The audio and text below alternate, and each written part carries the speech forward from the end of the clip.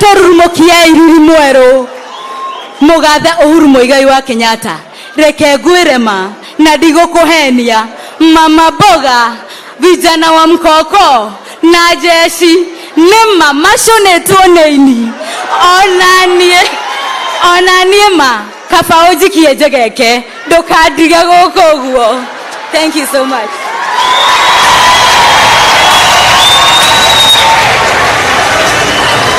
Asante, thank you. Asante sana waja kutoka Mukurweini. Tulisahau kurecognize ama tulisahau kutabua watu wa County Assembly ya Mandela. Mumpo.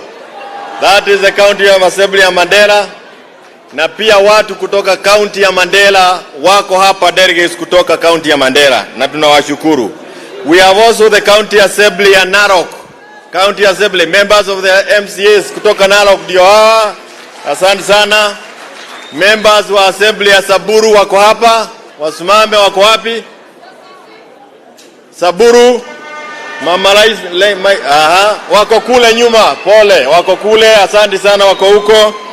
Tuko na wale kutoka Nyandarua na kwingineko wako hapa, na tuko na wote ambao wamechaguliwa kutoka kila county, na tutaendelea kuwatambulisha tunapoendelea. Kwa sasa nataka niseme ya kwamba NDC is the top organ. Hakuna chama kingine ama organ nyingine ambayo iko juu ya NDC. Kwa hivyo kama imekutana na imetoa msimamo wake, sasa Jubilee imesema. Na ndio sasa nataka tusimame juu, tuinuke sote, tuweze kumpokea awapate leader akikuja kutuongelesha, ili tusikie msimamo wake na mambo yake, na tuko na kiu kwake. Karibu sana. Asante sana. Asanteni sana.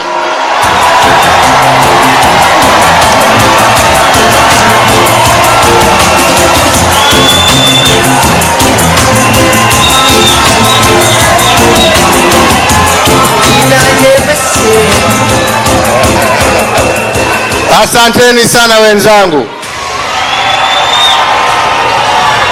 Asanteni sana.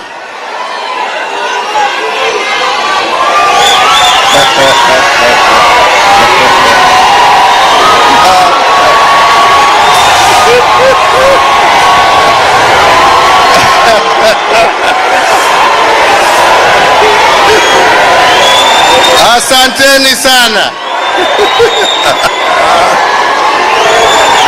Tunawashukuru, tunasema asante.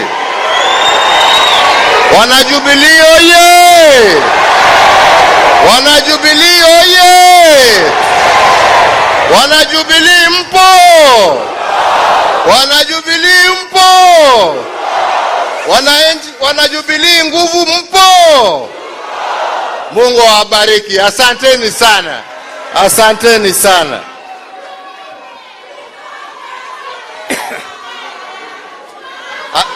Asanteni sana.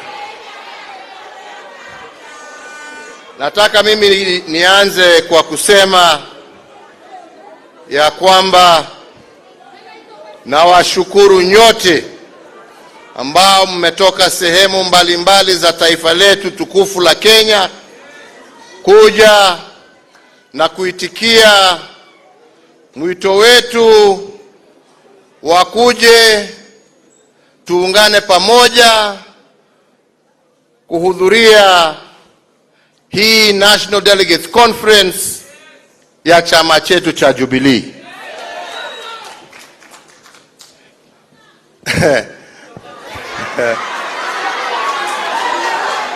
Nataka niseme kwa fikira zangu,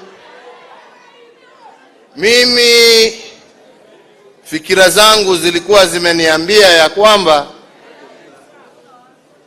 siasa mimi nilikuwa nataka nilegee na niende nikashughulikie mambo mengine, na nilikuwa nafikiria ya kwamba siku ya kuitana mkutano wa National Delegates Conference ingekuwa ile siku ya kwamba mimi ningekuwa nimewaambia wenzangu, sasa mimi nimetimiza ile nimeweza, na sasa ni wakati wa kuchagua viongozi wengine. Nawaambia fikira zangu vile zilikuwa.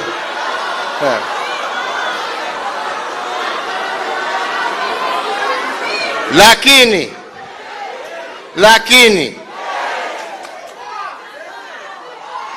wengine wameamua ya kwamba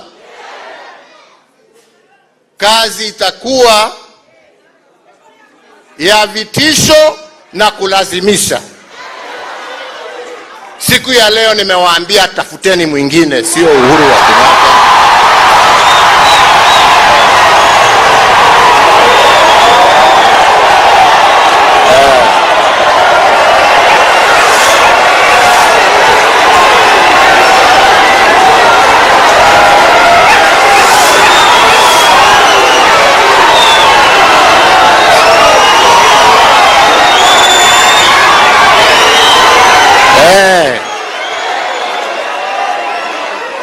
Kwa sababu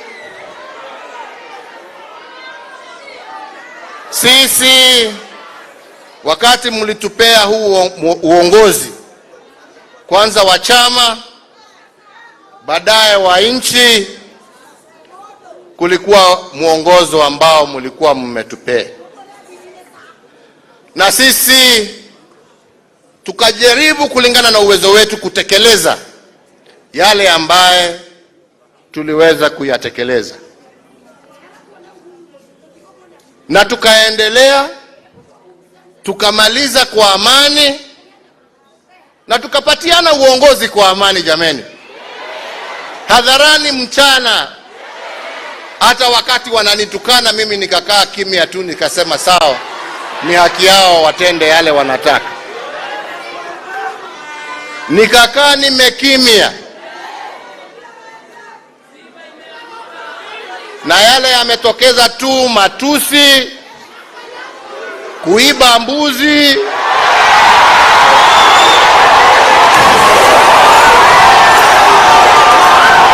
kuchoma mashamba, yote wakifikiria wanatisha. Haya nawaambia waendelee, lakini chama sio ya Uhuru, ina wenyewe, na hawa wenyewe walinipatia niichunge, na mpaka wataniambia wako tayari na wamechagua mwingine, nitashikilia mpaka wataniambia sasa patiana mwingine. Na mimi sisemi hiyo kwa hasira, mimi sisemi hiyo kwa chuki, mimi nasema haya, nasema kwa heshima kubwa. Lakini inasemekana ukitaka kuheshimu ama ukitaka kuheshimiwa, na nyinyi wewe pia lazima uheshimu wenzako. Kenya ni nchi ya demokrasia. Wana Jubilee waliungana na wengine na wakasema msimamo wao, na huo msimamo haujaisha, na kama utaisha utamaliziwa na wale ambao walichukua huo uamuzi, na ni nyinyi mlichukua huo uamuzi. Haiwezekani shingo iruke kichwa. Haijawahi kusikika ya kwamba wale ambao walipata vyeo vile vidogo tulikuwa nazo, ambao wana Jubilee waliwapee kwa heshima kubwa, hawa ati ndio sasa wanakuja kusema ndio watatuambia vile Jubilee itakaa.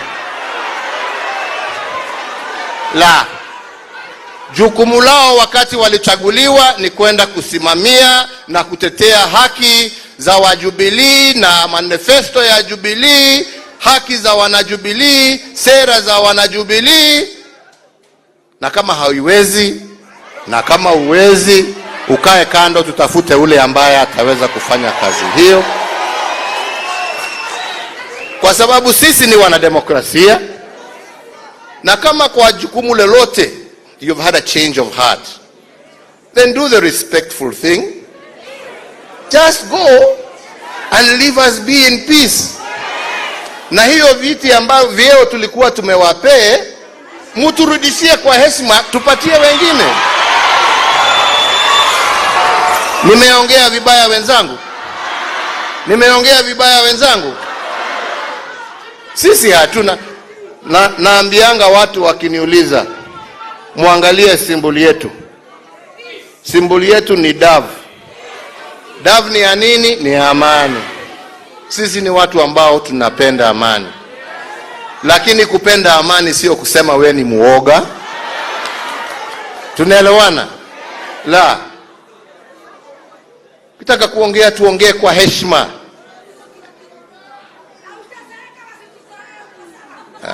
Bana hiyo.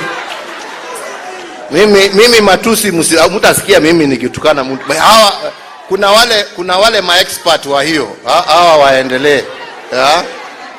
Wanafikiria ati kutoka kanisa waende kazi badala ya kuomba ni matusi. Hiyo ni yao. Na vile nasema ni haki yao. Sisi wana Jubilee hatuko huko. Sisi haja yetu tuwaijua. Sisi tuwajua yale ambayo tulikuwa tunasimamia. Kweli ama sio kweli? Tunajua yale ambayo tulikuwa tunatetea, tulikuwa tunasema tunataka Wakenya watupatie nafasi tuendelee naye. Lakini Wakenya waliamua vile waliamua. Hiyo sio kusema ya kwamba tumepoteza sera zetu. Bado sisi tulikuwa tunataka mambo ya BBI yatendeke na bado tunataka yatendeke. Sasa kama ulienda kutetea, kuja ututetee. Sisi tunataka umoja ya Wakenya. Sisi hatutaki jamii kupigana. Sisi tunataka serikali iheshimike kila kona na ijumuishe kila Mkenya. Ndio mtu pahali alipo ajisikie hii ni serikali, ni nchi yangu. Lakini sio nchi ya wengine na wengine hawako. Wenzangu, mimi kwa sababu sitaki kuongea ni mengi hapana, sitaki.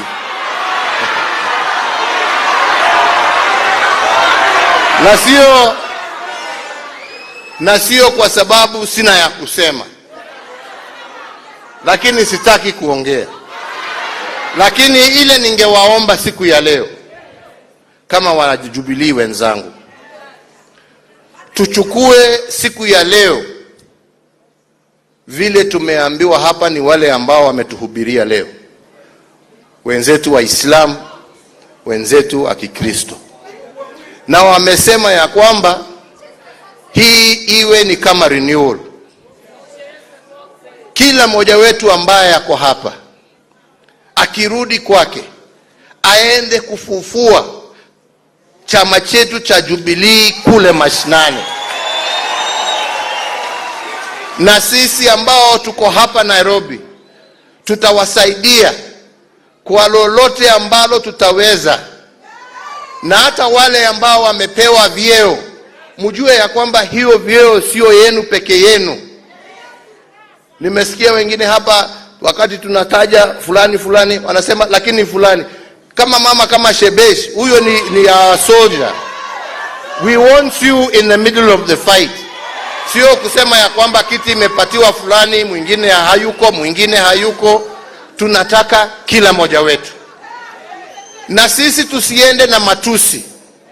Sisi tusiende na kuchokora na kutukana wale wengine. Sisi tusiende na mambo ya uharibifu wa mali ya wengine. Sisi tusiende na chuki. Lakini sisi tusiogope kuongea ukweli wetu. Ama ni namna gani? Tunasikilizana wenzangu? Tunasikilizana wenzangu? Na vile nimesema, heshima sio utumwa. Heshima sio utumwa. It's a two-way street. Na kuona wengine wamenyamaza sio kusema wameogopa. No. Get that out of your mind. chukueni ile mnataka, mfanye viti. That will never work. Haiwezi. Lakini ukitaka kuja na njia ya haki, pitia mlango wa mbele. Mambo ya dirisha muache nyuma. Mambo ya matusi muache. Behave like leaders and you shall be respected. Behave like thugs and you will be treated like thugs. Ama ni namna gani wenzangu? Ama ni namna gani? Tumekubaliana Jubilee tuiamushe. Na mimi haswa nyinyi vijana kwa sababu ndio wengi. Na haswa tena nyinyi wakina mama kwa sababu tena mkiungana na vijana nyinyi ndio wengi. Sisi tunataka mchukue hatua ya kusema tutachukua uongozi wa hii chama. Nyinyi. Sisi tunataka tufike kiwango ya kwamba sisi tukae nyuma tupatiane mawaidha. Lakini tunataka tuwasaidie nyinyi ambao mnataka kutetea haki, sera na msimamo wa Jubilee, mchukue the front line. Musibaki nyuma. Let us help you take it forward. Ndio tena tukirudi hapa tuwe tumeona viongozi ambao wametoka Mandera, wametoka Kisumu, wametoka Mombasa, wametoka Namanga, wametoka Kajiado, Kiambu, Nyeri, wametoka Laikipia, wametoka Samburu, ambao wako tayari kutetea haki ya wanachama na haki ya wananchi wa Jamhuri ya Kenya. Tuje tuwapatie uongozi, muendelee na chama. Ama ni namna gani wenzangu? Lakini kama unafikiria utatisha hapo ati hoi ikuwe namna hii. Na ndio ile siku mimi hata sikuwa nikijua wakati walienda kuvamia kwa ofisi. Mimi wakati nilisikia nikasema hata kama niko peke yangu lazima niende nitetee mali ya wananchi wangu bana. Unaona? Sasa nasikia wengine wakisema ati waliona nikitembea na sijui na vijana hapo. Mimi nataka nishukuru hawa vijana ambao walijitokeza kuja kutetea chama chao. Niliwakuta huko. Na wengine hata hawakuwa wene chama, walikuwa hapo kwa sababu walikuwa wanaona ni dhambi ambayo inafanyika, hakuna haki. Kwa hivyo nyinyi vijana mimi nawashukuru. Na hata wewe ambaye nilisikia nikisema tulikuwa na wewe, nikikuona tena mimi anaitwa Gaucho sijui, nitakununulia lunch mimi bwana. Mimi wewe usijali. Alijitokeza kuja kulinda mali ya chama. Si hiyo ni haki? Kwa sababu wakati polisi waliitwa hawakuja.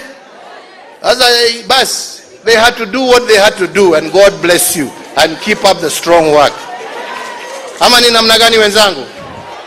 Mko tayari kulinda chama chenu? Mko tayari kutetea haki ya wanachama wenu? Mko tayari kutetea haki ya Wakenya? Tutatembea pamoja. Hebu nione kwa ishara ya mikono juu ni wangapi ambao wako tayari. Asanteni sana. Nachaka kwa sababu sijapata fursa hii hapo awali. Ni washukuru wana Jubilee wote. Ni washukuru wana Kenya watabaka mbali ambao wamejitokeza kona na kona kunitetea wakati wanaona haki haitendeki. I want to say thank you very much. Myself and my family, we appreciate what you have done and the position you have done. Tunashukuru. Lakini wengine wetu tunaamini ya kwamba haki mwishowe lazima itajitokeza. Na haki lazima itatendeka. Iwe ni mwaka moja, iwe ni miaka miwili, iwe ni miaka 20, haki itatendeka kwa sababu Mungu bado yuko na Mungu halali. Gaida kwa maga. Gaida kagate. Wale wanafanya vile wanafanya wakifikiria ya kwamba Mungu amelala. Mungu halali na siku moja ndio watajionea. Kwa hayo na mengi, mimi sina mengi. Nasema tuendelee kuishi na amani, tuendelee kuishi na umoja. Wale ambao hawana furaha na msimamo wa Jubilee, tafadhali kwa heshima kuu tufanyie heshima. Simama, fungua mlango, uende, uache sisi tuendelee na barabara yetu pole pole pole pole.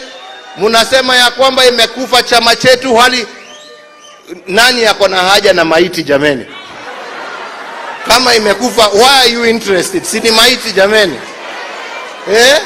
Ukiona wakiitafuta ni kwa sababu wanajua Jubilee sio nini? Sio nini? We are very much alive na wataiona. Mungu awabariki, Mungu awalinde. Na mbele ya tufunge mkutano, tuko na wageni wachache ambao pia wanataka na wamesimama na sisi kwa sababu ya kulinda demokrasia. Na tulikuwa tumewaambia ya kwamba sisi tuko na NDC yetu na tumewaalika. Mko tayari kupokea wageni wengine wetu? Tulikuwa tumewaambia wagojee kidogo mpaka tumalize mkutano wetu kirasmi. Mungependa niwaalike wakuje watusalimie? Mungependa niwaalike wakuje wawasalimie? Kwa ishara ya mikono nionyeshe ni wangapi wangependa kuona hawa waje wawasalimie. Basi wacha tuulize Secretary General aendeshe kidogo, tuwe na entertainment kidogo wakati tunagojea wageni wetu wafike. Mungu awabariki, Mungu awalinde na aendelee kulinda taifa letu la Kenya. Asanteni sana. Uhuru! Uhuru! Uhuru! Uhuru! Tunataka, thank you so much, tunaweza tukaketi. Tunataka kusema shukrani kubwa sana kwa hiyo hotuba ya party leader wetu. Tumepata nguvu ya kuendelea mbele, na ni vizuri kusema ya kwamba baada ya hotuba ya party leader, hiyo pia ndio inatamatisha mkutano wetu wa NDC, lakini tuko na wale wageni ambao party leader amesema wanakuja ili waweze kutuongelesha ama kunena nasi. Kabla hayo, mkumbuke ya kwamba kule bugeni we had our deputy whip ambaye alikuwa bugeni na tumepitisha mambo yake, imekwisha.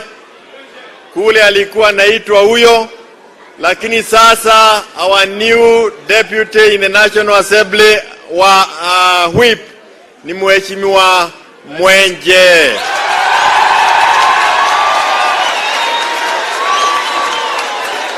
Na Mheshimiwa Mwenje, nataka kukualika hapa ukuje utusalimie, utujulishe wale wa viongozi wamechaguliwa bugeni ambao wako na wewe tunapowasubiri wale wageni wetu. Mpigieni makofi huyu. Hii wale wanajua Mwenje ya zamani, sasa Mwenje ndio huyu wa siku hizi. Karibu Mheshimiwa Mwenje. Asante, thank you. Your Excellency, our party leader, Uhuru Muigai Kenyatta, all leaders present, delegates, hamjambo. Hamjambo tena. Kwanza ni washukuru sana chama cha Jubilee. Mimi singechaguliwa kama si Jubilee, Mheshimiwa Rais Uhuru Kenyatta pamoja na Raila. So this is my opportunity kuwashukuru sana. Na niseme ya kwamba kwa sababu sisitaki kuongea sana after the party leader ameongea. I thank you for the confidence umenipatia. Thank you very much. We will not let you down. We will not let you down. Na nikuambie Mheshimiwa Rais, we have been looking, tulikuwa na wasiwasi tukaona kama utatuacha leo, and we are grateful you've remained. Because sisi, we are the youth, we want you to mentor us so that we can take over this party. Kwa hivyo tumesikia hiyo maneno yako, sisi tutakufuata, and you are the one who's going to prepare us for the future. Na niseme kitu moja kwa sababu mimi ni wakili, iko confusion kidogo tunapewangwa. Ile kitu wanasema ati 6 months, it is a lie. Hiyo si ukweli. Because the constitution provides for every citizen to have the right to political participation. Hiyo iko under the Bill of Rights. And Your Excellency, and I think is it section 37, article 37 of the act of the constitution, it provides that you can continue as a citizen to hold any office in a political party. Hiyo ingine wanasema hiyo ni mambo yao. Na hata Your Excellency, wakikuja wakukata hiyo benefits wanasema sisi watu wa Nairobi hatuwezi shindwa kukuangalia Your Excellency. Hatuwezi shindwa. Na mimi nataka kusema hivi, wakichukua mbuzi moja tunaleta 2. Wakikata mti moja tunapanda 2. Hiyo Your Excellency, ile siku uko ready utuite tukuje kule. Allow me to recognize my colleagues. Nitaanza na mbunge wa Starehe ambaye anaitwa Amos Mwago. Asimame pale ama utasalimiana? Acha kuja asalimiane sababu ni mbunge wa Tao. Karibu Mwago. Your Excellency, the 4th President of the Republic of Kenya, His Excellency Uhuru Muigai Kenyatta, leaders present and delegates. Habari zenyu? Mungu ni mwema na kila wakati. Mimi kwa majina naitwa Amos Mwago Maina, mbunge wa Starehe constituency, Nairobi County. Na Nairobi through Jubilee. Starehe watu walisema Amondo best. Ni kweli? Mnajua ule lagai tulikuwa napiga naye si mnamkumbuka? Lakini through Jubilee and our campaign tuliweza ku make it. So today here we are so happy with the resolutions of the NDC. And I want to assure you people, this move that we've been shown direction na rais wetu, hii ndio ile kitu tulikuwa tunagoja kuona. We are ready to take this party to the next generation. We as the youth of this country, we have the responsibility to oversight the government matters of economic performance. Meangalia venye cost of living imeenda juu, si ni kweli? Meangalia zile promises tuliambiwa zote si ni uongo? We as the citizens of this country, we have the responsibility to protect our future. Tuko pamoja na Jubilee. So me, I'm so happy today. The Jubilee Party leo imeonyesha ishara inaamini the youth. Sio kiti imepewa mwenje.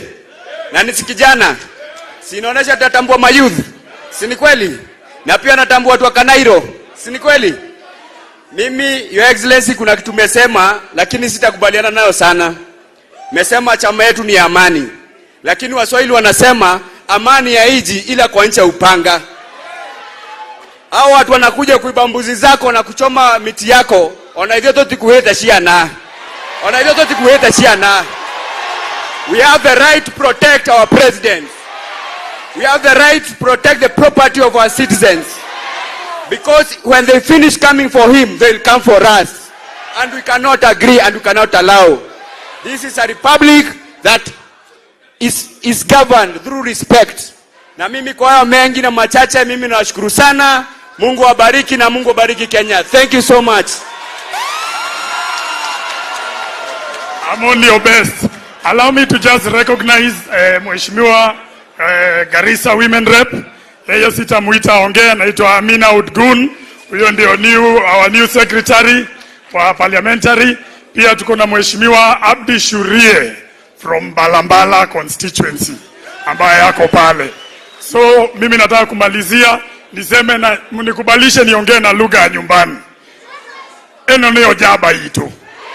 Haha ne hoturi. Na idwe ni atotoma tothie toriuke kiama. Kwaje niyo mothe drathia na kameme hwaini. Nigetha twajie kuriukia kiama. Ithetigo turenda. Nitogwika uguo. Tuone na moko. Wangapi watakubali tuinue Jubilee, Jubilee, Jubilee. Asanteni sana na Mungu awabariki. Kwa haraka wakili Degwa. Wapi wewe kuja maliza kazi yako vizuri. Na usiongeze mambo ya Megi ya Kirinyaga. Maliza ile tulisema umalize.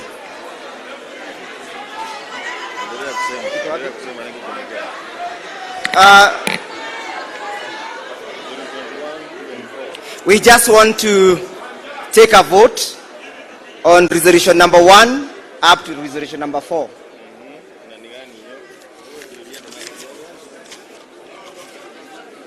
So when I read resolution number 1 up to 4, we'll just take a vote and finish. That this NDC adopt the report of the Secretary General given today, the 22nd of May 2022. As many as of that opinion say yes. As many as of the contrary opinion say no. Number 2, the yes have it. That pursuant to Article 6(1), paragraph B and D of the Jubilee Constitution, this National Delegate Conference does enforce the said provisions and the resolutions of Jubilee Party dated the 26th of February 2022, and the said members ceases herewith to be members of Jubilee Party. As many as of that opinion say yes. As many as of the contrary opinion say no. The yes have it. Number 3, that pursuant to Article 8.1 clause 2b, and having read the report herein, do hereby recommend that the said persons be hereby elected the NEC as stipulated under Article 8.2 clause 1 of the Jubilee Party. As many as of that opinion say yes. As many as of the contrary opinion say no. The yes have it. Number 4, that Jubilee Party continues to be a constituent member of the Azimio la Umoja Coalition Party and continues to engage with like-minded party in pursuant of the policies and agenda of the beneficial Kenyans. As many as of that opinion say yes.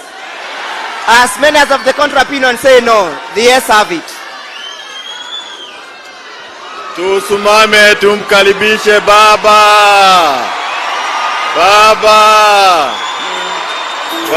Baba Raila Amolo Odinga wakiwa pamoja na Mheshimiwa Kalonzo Musyoka, Mheshimiwa Martha Wangari Karua, Mheshimiwa Eugene Wamalwa, wote wamekuja, wameongozwa na kiongozi wa walio wengi bungeni, Mheshimiwa Wadai.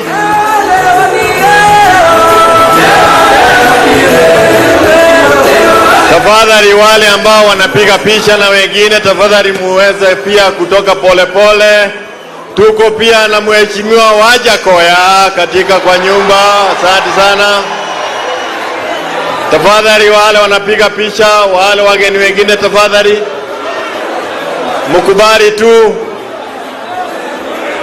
mkubali tu tupatiane nafasi hapa mbele. Security tafadhali tusaidieni hapa kidogo. Let us move so clear. Please clear the front. Tunashukuru Mungu, mapenzi yenu tunayaona, lakini tunaomba mtupe nafasi tu. Viongozi wetu, wageni wetu wamefika na tunataka wapate pia nafasi. Pia tuko na Mheshimiwa Gavana aliyekuwako kule Murang'a, Gavana Wairia, pigeni makofi. Tafadhali.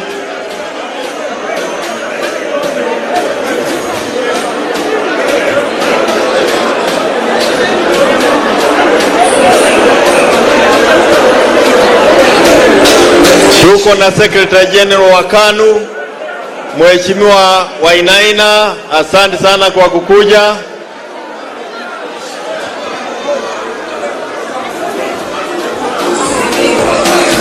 Haya, sasa tutaendelea na program. Tunapoendelea tufanye hivi.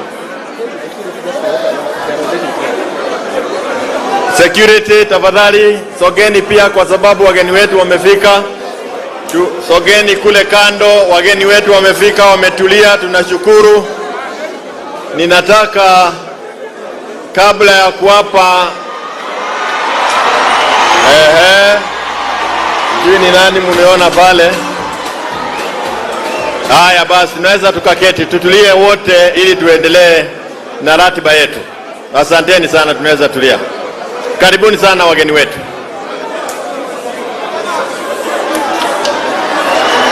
Haya, ndio hao wote wako pale.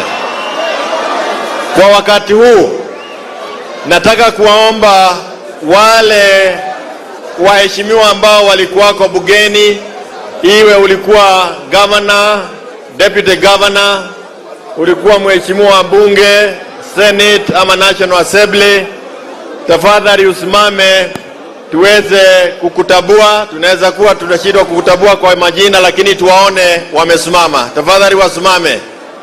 Hello, wale viongozi, tuko na mheshimiwa Ndirago kule kutoka Raisabu, ndio huyo. Tuko na mheshimiwa Maiso kutoka Saburu, wako pale. Mheshimiwa Kairo kutoka Nakuru, asante sana. Mheshimiwa Ruth Mwaneki kutoka kule Kigumu, asante sana. Governor Derito Mureithi kutoka Laikipia. Mheshimiwa Governor National Director of Elections Jamle Kikamau yuko pale, asante sana. Tuko na Mheshimiwa Kados, Deputy Speaker kule National Assembly. Wajiko kutoka Laikipia, asante sana. Madam Joyce, Deputy DG Kiabu, asante sana. Deputy DG Bwana Maje, Mheshimiwa Maje kutoka Kajiado. Mheshimiwa Kimali kutoka Mathioya. Mheshimiwa Dwati kutoka Gatanga, asante sana. Tuko na Senator mwenyewe Kebi Getura kutoka Murang'a, asante sana. Tuko na Mheshimiwa Patrick Moirore, mzee ambaye anachagia pakubwa mambo ya social media, asante sana. Tuko na DG Karo Karogo ako hapa, asante sana. Aha, macho inapotea huko. Huyu naye Mheshimiwa Manzo, huyu siku moja alipotea na satellite na wengine. Ako hapa Mheshimiwa Manzo, Senator, asante sana. Mheshimiwa Bui wa kutoka chama cha Wiper, asante sana. Tuko na wewe Kaucho, hata uliambiwa utanundiwa ranch, mambo yako iko sawa. Give me that name. Chairman wa security wa zamani Mheshimiwa Mwadhi yuko hapa, ako hapo. Wengine wamefunikwa pale siwaoni, lakini wako wengi, tutaendelea kuwajua tunapoendelea.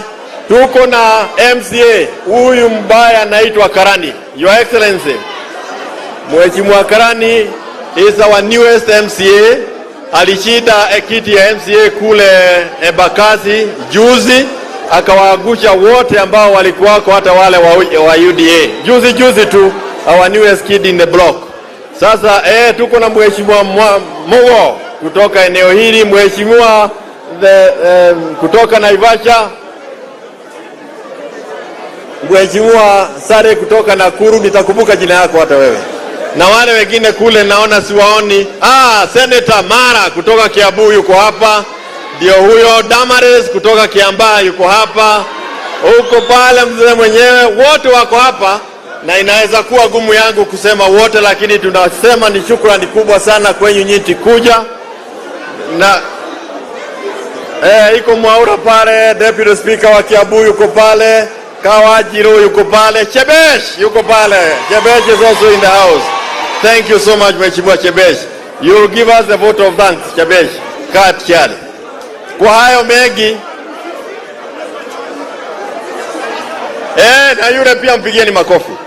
Jina yake nitaipata hivi karibuni. Thank you so much. Kwa hayo mengi na machache, tuweze kuuliza tu waja wa WB popular demand, inuke mkono. Huyo ndio wa neck wa WD. Sawa, asante sana. Thank you so much. Kwa sababu ya muda, I see you and I salute you. Kwa sababu ya muda, naomba tumuulize tu Mama Maiso Leshomo kuja sema mawili hapa ya haraka, alafu tuweze kusikia wageni wetu kutoka vyama tofauti wakituongelesha, na nitawaita mmoja kwa mmoja kama vile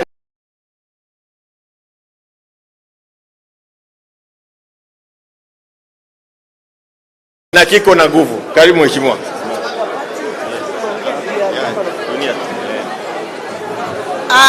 Mheshimiwa rais wetu mstaafu Uhuru Muigai Kenyatta, baba wetu Raila Amolo Odinga, leaders wetu wote wa Azimio na wamama na delegate wa Jubilee, hamjambo?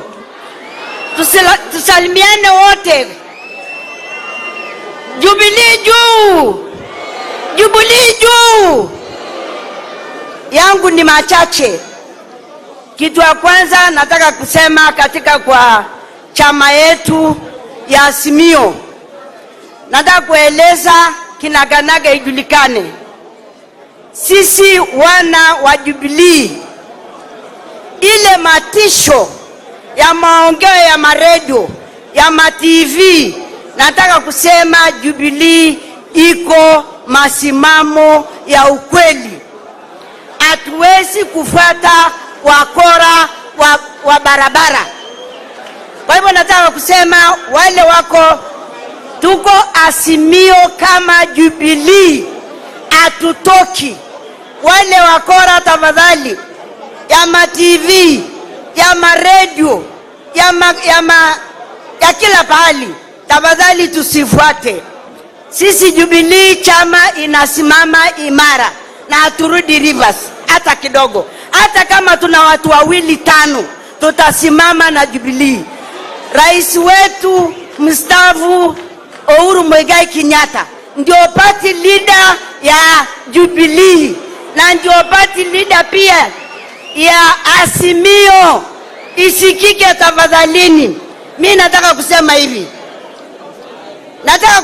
Kama mama, ninashukuru kwa ile kiti mlinipatia kama wanachama wa Jubilee. Ninasema asante.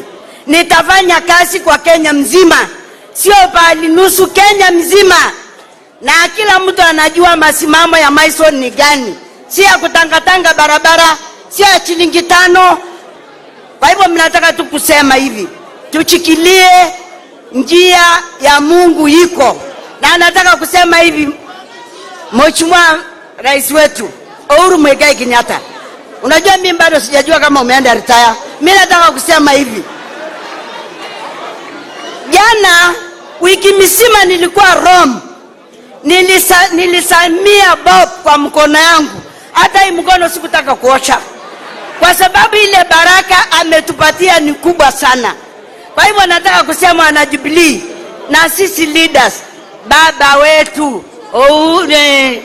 Raila Amolo Odinga, simama imara. Hii chakula imepanda, kuna watu wanaumia. Ukienda machinani ya wafugaji, ng'ombe imeisha, mbuzi imeisha, sukari ni shilingi 300, wacha 200, kilo ni 300. Unga ile ya gunia ni shilingi 200. Kwa hivyo watu wanaumia kwa sababu ya vitu imeenda juu. Sisi hatuusi mbuzi sahi, ala hatuna, hatuusi ng'ombe, ala hatuna, kwa sababu simeisha. Kwa hivyo uniambie, watoto wako nyumbani, watoto wajaenda shule kwa wafugaji, hakuna mali yoyote watauzia mali yao. Kwa hivyo hii si mchezo. Kama watu waoni tumesama, lakini Mungu mwenyewe atatusaidia. Asanteni, tushikilie chama. Makofi kwake Mheshimiwa Maisole Chomo. Nataka tuwalike viongozi ambao wametutembelea ili waweze kuongea kwa kifupi, na kabla hayo nimwalike kiongozi wetu kule bugeni. Mimi husema ni kiongozi ya walio wengi, kwa sababu kula yetu ya bunge bado ukiangalia website, Azimio is the majority party in parliament. Mheshimiwa Wandai, kuja utujulishe viongozi ambao wamekuja kabla tusikie vigogo wenyewe wakisema. Mpigieni makofi tafadhali. Mheshimiwa Wandai. Wana Jubilee oye! Jubilee oye! Azimio oye! Kiongozi wa chama cha Jubilee Mheshimiwa Rais Uhuru Muigai Kenyatta, kiongozi ya Azimio Mheshimiwa Raila Amolo Odinga, na viongozi wote wa vyama tanzu wa Azimio pamoja na wajumbe wa chama cha Jubilee, hamjambo tena. Mimi langu itakuwa machache sana. Nataka niseme kwa niaba ya wabunge wote, wa Azimio, wabunge la kitaifa, tumekuja hapa siku ya leo kujiunga nanyi wajumbe wa Jubilee, na tena kuthibitisha ya kwamba sisi kama Azimio Coalition kule bungeni tunatambua ya kwamba Jubilee ni chama tanzu cha Azimio na ni chama kimoja kinaongozwa na Mheshimiwa Uhuru Muigai Kenyatta. Na vile vile tumekuja kusema ya kwamba ni jukumu la kila mwana Kenya na ni jukumu la kila kiongozi kuheshimu na kutii katiba ya nchi. And the constitution of this country dictates that we all have an obligation to protect and defend it. And yet we know under Article 4, sub-Article 2 of the Constitution, that Kenya is a multi-party democracy. And therefore anybody, any person attempting to kill multi-party democracy by way of scavenging on political parties is enemy number one of the people of Kenya. Nataka nipongeze wana Jubilee kwa kusimama imara siku ya leo na kuwaonyesha wale walogai, wale wakora ambao wanatumiwa kuharibu chama cha Jubilee kwamba hiki chama kina wenyewe, ikiongozwa na Mheshimiwa Uhuru Muigai Kenyatta. Na nikimalizia wacha niseme hivi: Mheshimiwa Uhuru Kenyatta, wewe ni kama mwana Kenya halisi, uko na rights zako. You have your rights under Article 38 of the Constitution. You enjoy your political rights in the same way all of us enjoy those rights. And therefore nobody should compel Mheshimiwa Uhuru Kenyatta kuachana na siasa. Lazima tuamue kwa kauli moja kwamba Mheshimiwa Uhuru Kenyatta aendelee na mambo ya siasa, na aendelee kuungana na sisi kama Azimio, aendelee kutusaidia kuongoza hii vuguvugu ili tulete mabadiliko kamili katika nchi ya taifa, nchi ya Kenya. Asanteni sana na Mwenyezi Mungu awabariki. May God bless you. Wacha nichukue fursa hii kutambua viongozi wa Azimio wako katika bungeni. Niko na naibu wangu Mheshimiwa Robert Mbui ambaye pia ni mbunge wa Kathiani kule Machakos County.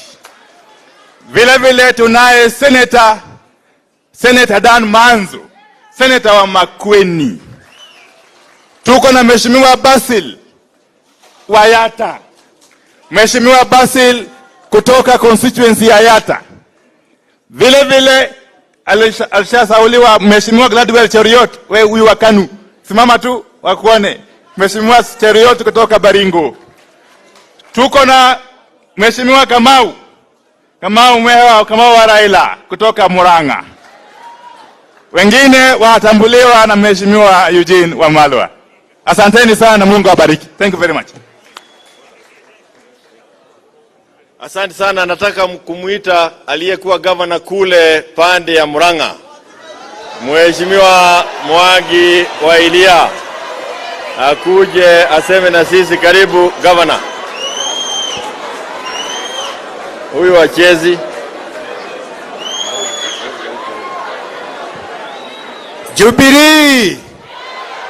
Jubilee. Kwanza ni shukuru wanachama wa Jubilee kwa mwaliko wa leo.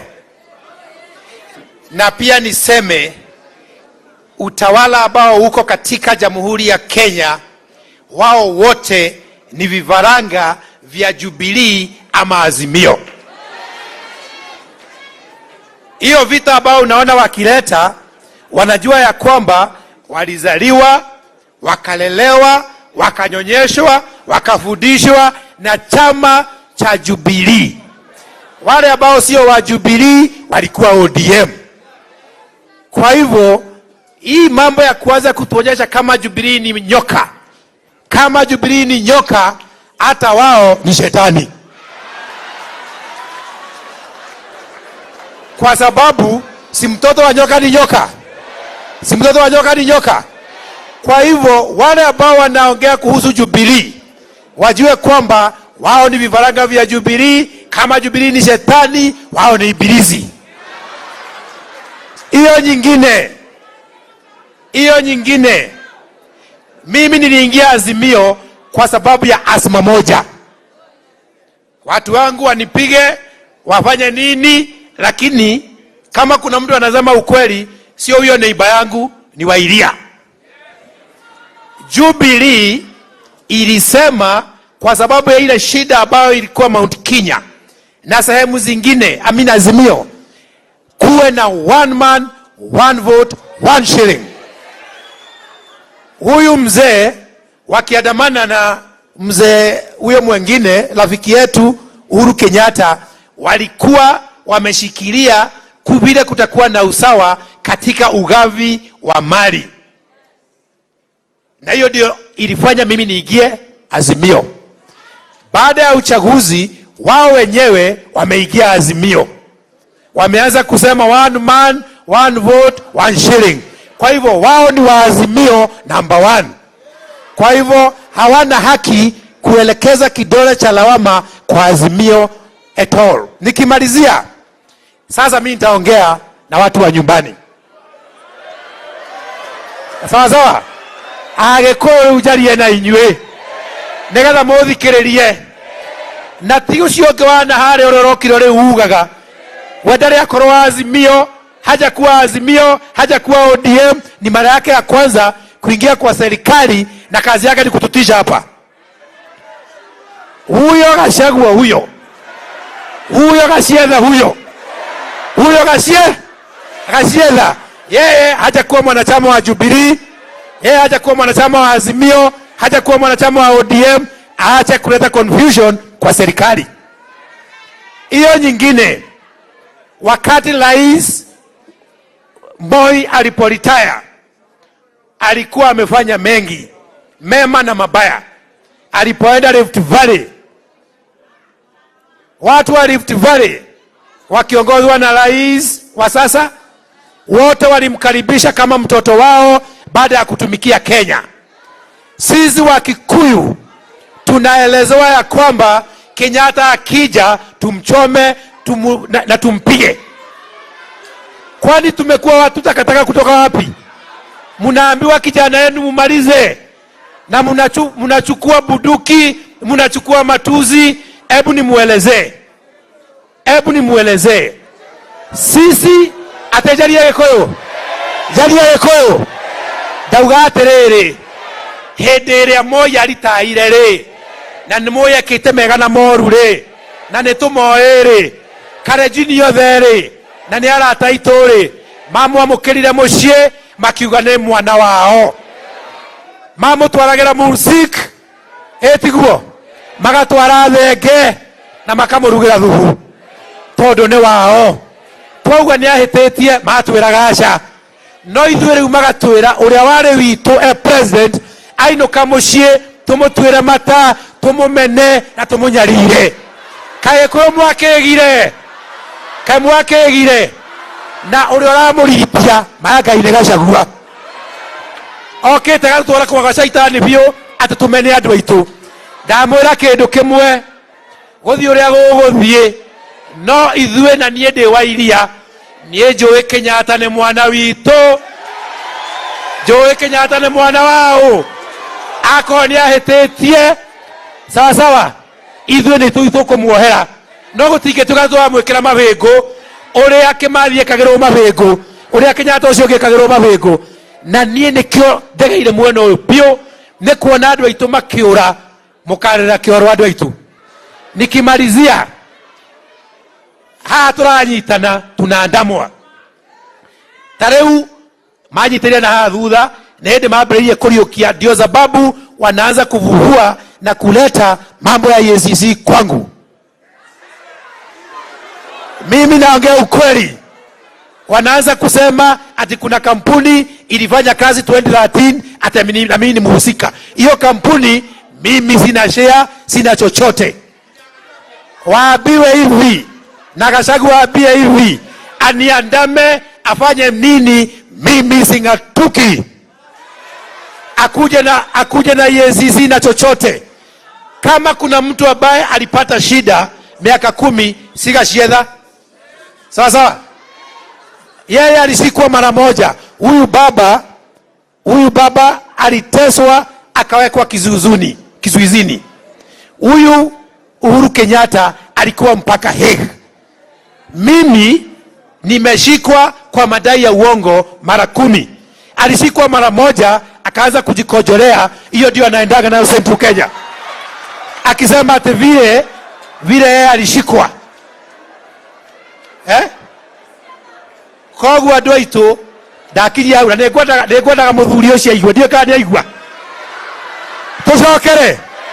Tũcokere twarie Gĩkũyũ hanini. Niĩ baba witũ ndauga atĩrĩrĩ, hĩndĩ ĩrĩa Moi aritaire rĩ, ainũka Rift Valley rĩ, na nĩekĩte maũndũ maingĩ, mamwe marĩ mega na mamwe marĩ moru, tondũ ngĩetha mĩaka ĩyo yothe no nginya akorwo na kaũndũ. Kũrĩa aigirwo handũ mathiaga tarĩ kũmũhoya, magathiĩ na mursik, magatwara thenge, makaruga thubu na makauga ndakahutio nĩ mũndũ. Rais ũyũ wĩkuo William Ruto atindaga gwake mũciĩ na makauga ndakahutio nĩ mũndũ. Gideoni ũmũthĩ gũtirĩ mũndũ ũmworotaga.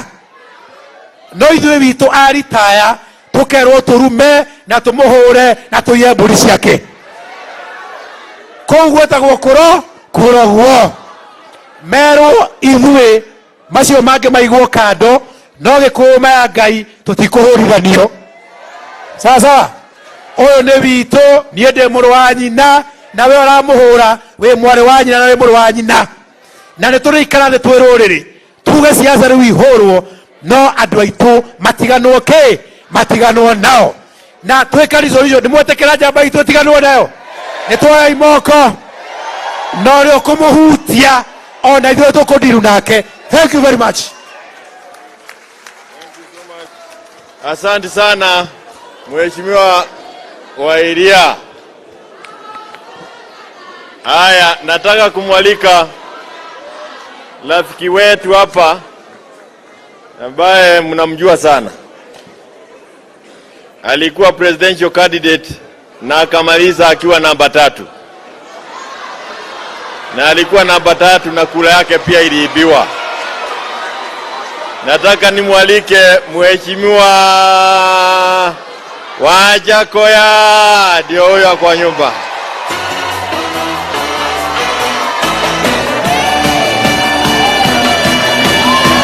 Lero ni lero.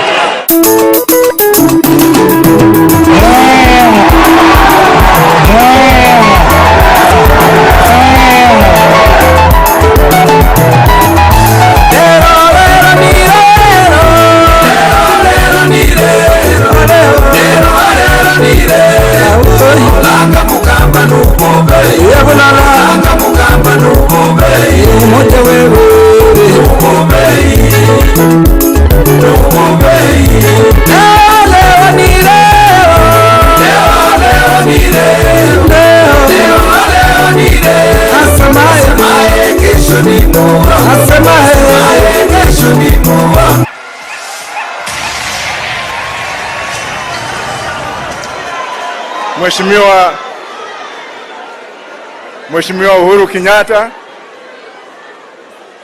baba yetu Raila,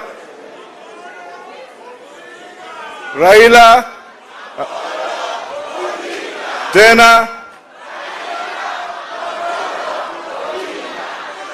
ningependa kusema machache sana siku ya leo. Mimi nimeona yule mtu ambaye alikuwa anakaa kuwa rais wa nchi, ile walking style ya Uhuru Kenyatta. Semeni hey, walking style ya Uhuru Kenyatta. Ile suti yake, jamba, Maongeo ni a statesman.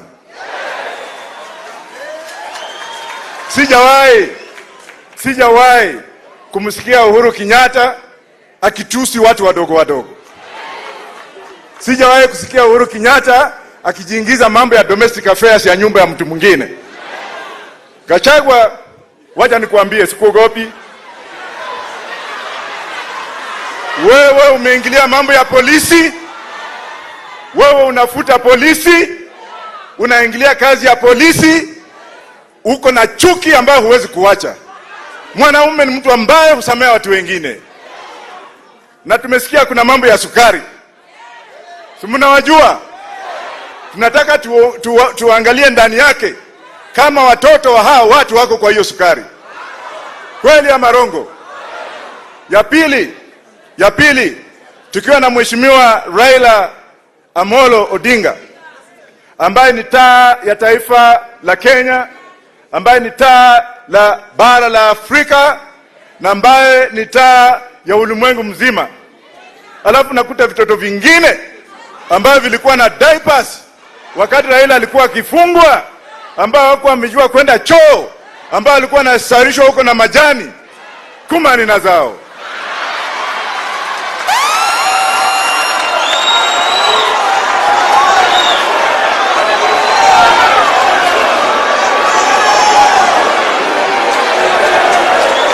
Na mimi nataka niambie Bwana Ruto, na mimi tena nataka kurudia kumwambia Faruk Kibet ya kwamba yule daktari ambaye anawadanganya kwamba ataleta Wajakoya kwa hiyo pati yao, kumani na mamake. Wamekuwa na njama ya kusema ya kwamba huyu mjamaa lazima tumtenganize na Raila. Mimi nimeambia baba akaniuliza na unapenda nini? Mimi nikasema wacha niende kwa kaburi la mzee Jaramogi Oginga Odinga, nikae pale niwote ndoto zake. Ikiwa atasema ya kwamba nenda, sitaenda. Watu wa Bangi mko? Bangia. Mkiona katika ulimwengu huu, dakika mbili tu.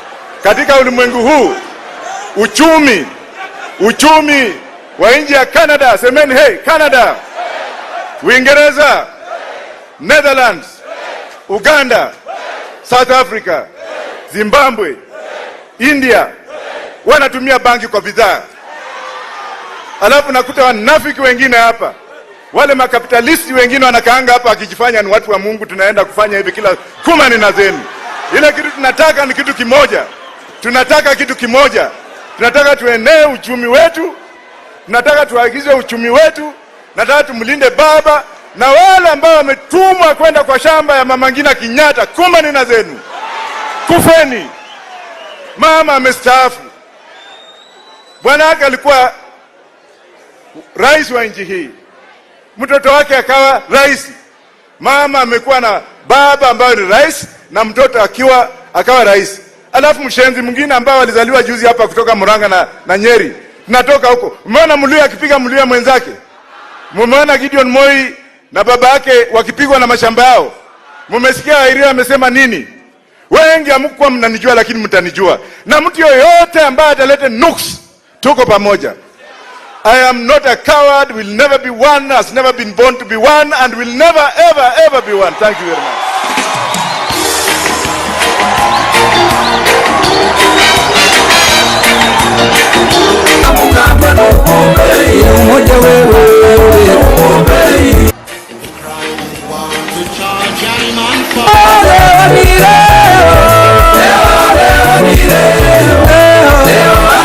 Ni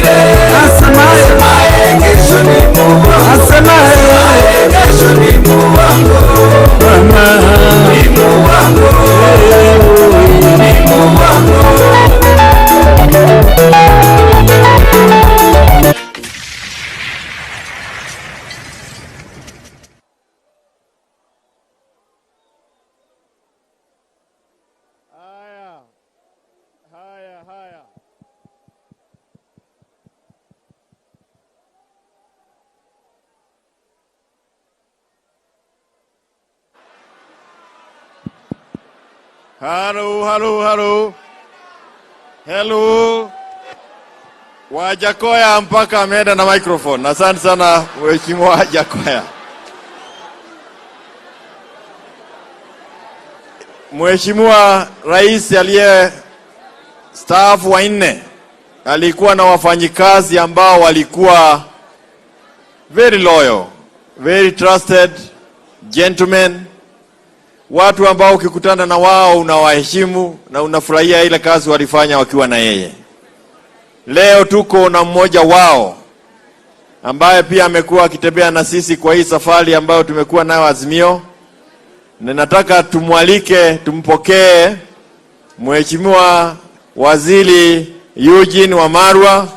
Ameitumikia serikali ya Jubilee, alikuwako na yeye ni kiongozi, tunamheshimu, party leader wa DAP. Karibu Mheshimiwa. Asante sana SG wa Jubilee, Mheshimiwa Kioni, rafiki yangu. Your Excellency, the 4th President of the Republic of Kenya. Your Excellency, the 2nd Prime Minister of the Republic of Kenya. Your Excellency, the 10th Vice President of the Republic of Kenya, Mheshimiwa Kalonzo, Mama Martha Karua, na wenzangu wote, wageni wa Jubilee na wana Jubilee wote. Hamjambo. Kwanza niko hapa kama kiongozi wa chama cha DAP, Democratic Action Party of Kenya, a sister party wa Jubilee. Lakini pia niko hapa kama founder member wa Jubilee. Kwa hivyo nikiwa hapa si pia mimi ni member. Na leo nimefurahi sana kuwa hapa. Na kitu kimenifurahisha sana, nimeangalia alama ya chama hiki. Na hii alama ni ya njiwa. Na njiwa inamaanisha nini? Inamaanisha nini? Wangapi hapa wanapenda amani? Nione kwa mikono tu. Your Excellency President Uhuru, looking at the dove reminds me of the journey we started together over 10 years ago. When we launched TNA and you started your journey to the presidency, your symbol was the dove. And one thing you said then over 10 years ago was that you are going to fight for peace. And great leaders in the world value peace, because peace is the foundation of development and everything else. And that is what Uhuru Kenyatta stood for. Secondly, you said you'd fight for the unity of this nation. And you started by uniting many parties, the TNA party, my party, New Fort Kenya, URP, and 10 other parties, to form this great party of Jubilee that will bring together this nation and unite our country. Today, as we come here as your partners in Azimio, we are proud that as the leader of Jubilee, you are still leading Jubilee towards unity. Na ndio sababu wana Azimio wa umoja tunafurahi sana kusimama hapa bega kwa bega na wana Jubilee. The third thing you vowed to fight then was corruption and tribalism.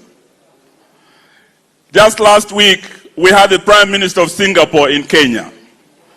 10 years ago, you told this nation that at independence, Kenya was at par as per our GDP with Singapore, Malaysia, and South Korea. Why the so-called Asian tigers left us behind, the experts told us, was because of the twin evils of tribalism and corruption. As president, you fought the twin evils. Today, all the people who had cases have had their cases withdrawn, and those corrupt have been put back to work, and Kenya Kwanza has entrenched corruption and tribalism. So as we stand here today, we want to tell you that your job is not done yet. And as Jubilee, we want to stand with you and to continue working with you. Kwa wale ambao wanaleta vitisho kwa Mheshimiwa Rais Uhuru Kenyatta, nataka niwaambie, I've known this gentleman since my childhood. Uhuru sio mtu wa kutishwa bwana. Na Uhuru sio mtu wa kupangwa bwana. Na wana Jubilee si wao walisema ati hawapangwingwi. Nyinyi mnakubali mpangwe? Mnakubali mpangiwe uongozi wa chama chenu? Waambieni hata nyinyi mpangwingwi. Hiyo umeamua. Na hiyo ndio jambo nataka niseme hapa kama waziri wa mwisho wa haki na masuala ya katiba.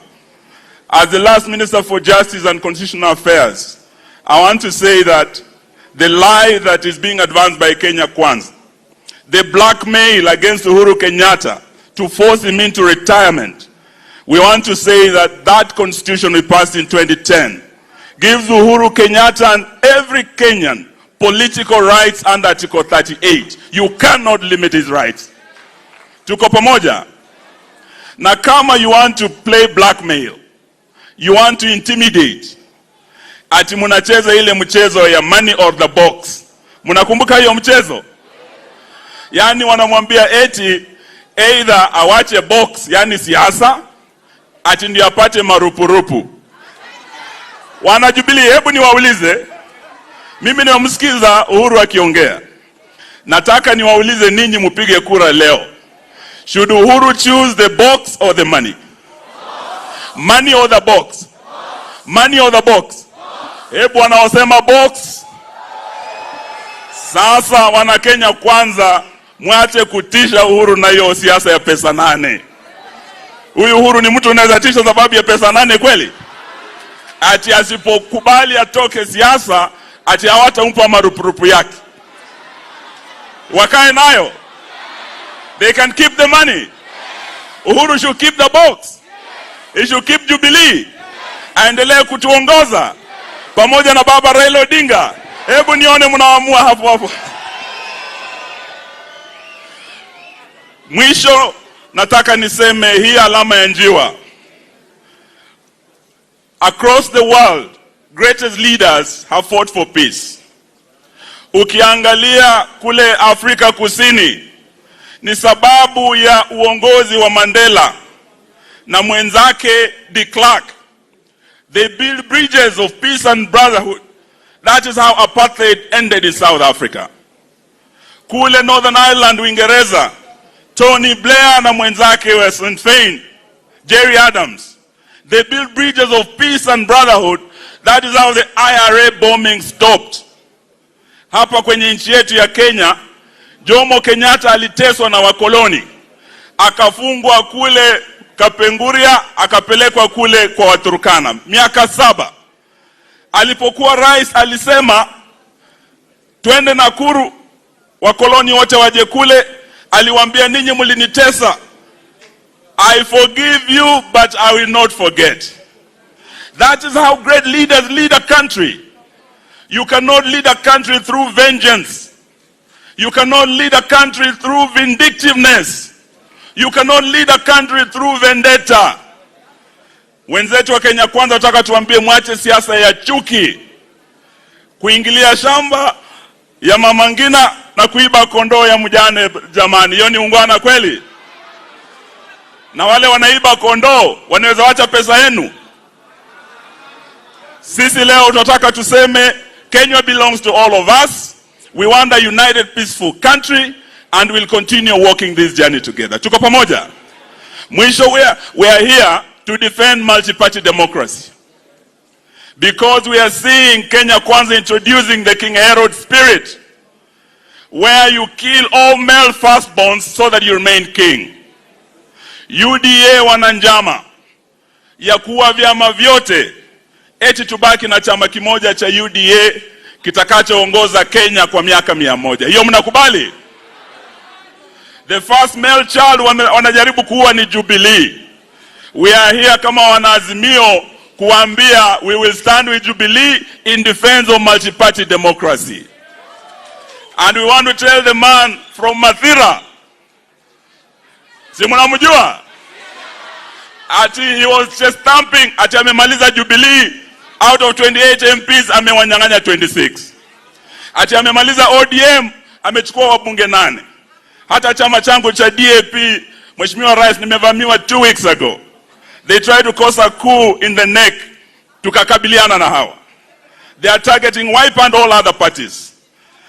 Today we want to say we are here in the spirit of the Musketeers, where the Musketeers would say all for one and one for all. Wewe ukiguza Jubilee, umeguza Azimio. Azimio is Jubilee and Jubilee is Azimio. Tuko pamoja. So we are here to say no to the attempt by Kenya Kwanza to turn back the clock, to return Kenya to a single party state. We know wao ni wanafunzi wa Nyayo. Nyayo kill multi-party democracy, wanafuata hiyo Nyayo. Na hata Mavyoya, kuna jamaa anaitwa Kamodha alisema eti chama ni kimoja kutawala miaka 100. Sisi leo tuwasema let it remain a dream, but Kenya will remain a multi-party state. Tuko pamoja? So nikimalizia, nataka niwashukuru sana. Na niseme wote tulio hapa, safari haijakamilika. Wakenya wanaumia. Bwana Opiyo Wandayi, ukiwa hapa na wabunge, na tuko na watu kama kina Gaucho wamekuwa wanapigana sana mambo ya unga. Your Excellency, I want to thank you kutambua watu wa chini kama Gaucho. Sababu kuna jamaa walijifanya mahasla, eti wanapenda watu wa chini. Siku hizi wamechukua watu ma-CAS kama kina Kidero. Kidero ni hasla kweli? Ile pesa yenu ambayo wangepea Gaucho, wanapea Kidero kwa CAS. Mheshimiwa Rais, wewe shika hii watu wa chini. They were taken for a ride. Kenya Kwanza has become a boulevard of broken promises and lies. Na sisi, baba ametembea na huyu Gaucho. Ukimnunulia lunch, Mheshimiwa Rais, kumbuka Gaucho ana ndugu yake anaitwa Okanga. Tafuta Okanga pia umnunulie lunch bwana. So nawashukuru sana. Mungu awabariki wana Jubilee. The journey still continues. Our MPs, ile bili inaongeza mambo ya ushuru. Tunataka wabunge wetu wapinge wasipinge. Wabunge wetu wapinge wasipinge, ili wasiongeze ushuru, si ndio? Walisema eti Uhuru aliongeza ushuru na Raila na handshake. Sasa si wao wako pale, badala ya kupunguza si wanataka kuongeza. Shetani afanye nini? Asanteni, Mungu awabariki. God bless you. Pigieni Mheshimiwa Waziri Eugene Wamalwa makofi. Thank you so much. Mambo ameanena ni mazito mazito. Tuko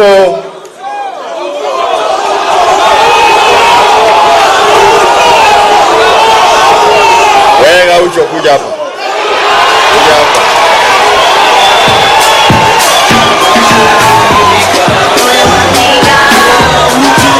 Kwa kifupi sana. Semte kidogo kwa kifupi.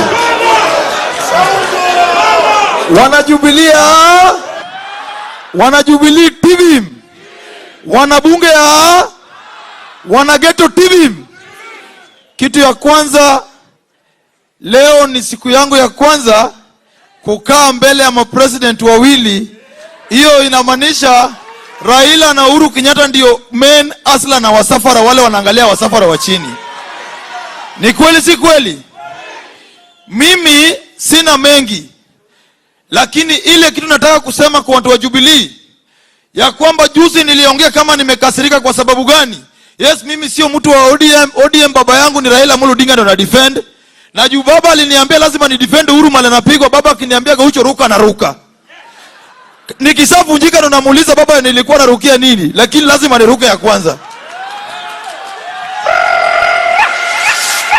Nasema hivi, hata kama wamedharau Uhuru Kenyatta aje, awange replace Uhuru Muigai Kenyatta, former president, eti na mtu anaitwa Sabina Joy. Sio Sabina? Ni Sabina Joy ama ni Sabina Chege? Ni Sabina Joy ama Sabina Chege? Munge mtafutia mtu ambao kuna integrity, si mtu anajua hizi room zingine mingi kuliko maisha yake. Wana Jubilee ria, wana Jubilee TV, Mimi kama bunge president nasema mbele ya former president, unajua mimi ndio president Uhuru Kenyatta, nafaa pige picha na mimi kwa sababu mimi bado niko kwa kiti. Ni kweli si kweli? Nasema hivi Mr. President, naomba wewe na president wangu Raila Amolo Odinga na Kalonzo Musyoka, Eugene Wamalwa, Martha Karua, msiwachane, kwa sababu uhasama ambayo ilikuwa chuki ya Wakikuyu na Wajaluo ilianza kitambo. Lazima mkae pamoja ili tuendelee kuwa wasichana wa Kikuyu na Wakikuyu pia wafanye biashara kwa hizi nchi zingine. Ni kweli si kweli? Na mimi nasema, jana niliona jamaa mwingine akona ndevu amepiga dai akinisaliti kwa ule president bandia. Mimi pia nataka nisaliti huyo jamaa ambaye alinunuliwa na Raila Odinga akiuza mbuzi, anaitwa sijui Adwan nini, anaitwa Adwan nini. Kama si Raila Odinga, Duale angefanya biashara ya ubroka ya mbuzi. Raila ndiye alimtoa kwa mbuzi akamweka mtu, Uhuru Kenyatta akamweka waziri. Leo anatumia Wasomali kumaliza biashara ya Wakikuyu. Ni kweli si kweli? Ni kweli si kweli? Alafu mtu mwingine anazunguka na koti kubwa anakaa kama mtalikazo, anaitwa Gachagua, eti anazunguka akitusi president Uhuru Kenyatta. Mimi nasema hivi, mimi kama bunge president, sisi tutasimama na Raila Odinga na Uhuru Kenyatta mpaka Mwenyezi Mungu arudi. Na namalizia nikisema hivi, mimi na watu wa bunge wote Kenya mzima, baba maisha imeshinda vijana. Juzi nikishikwa wakinipeleka kwa hizi jela, walinipeleka Central. Nikapata vijana wengi Central wanashikwa juu ya dawa ya kulevya na ulevi. Kwa sababu gani? Wako frustrated na life, sasa wanakunywa pombe ili wasahau wanafaa wakuwe na familia. Mimi nasema President Uhuru Kenyatta, usiwache jamii ya Central walikoniwa. Sasa hiyo ukienda Kirinyaga Road, biashara zote ni Wasomali na Wahindi. Eti Wakikuyu wako mlango wanauza mask, na sisi tunajua Wakikuyu ndio watu wa biashara. Mimi nasema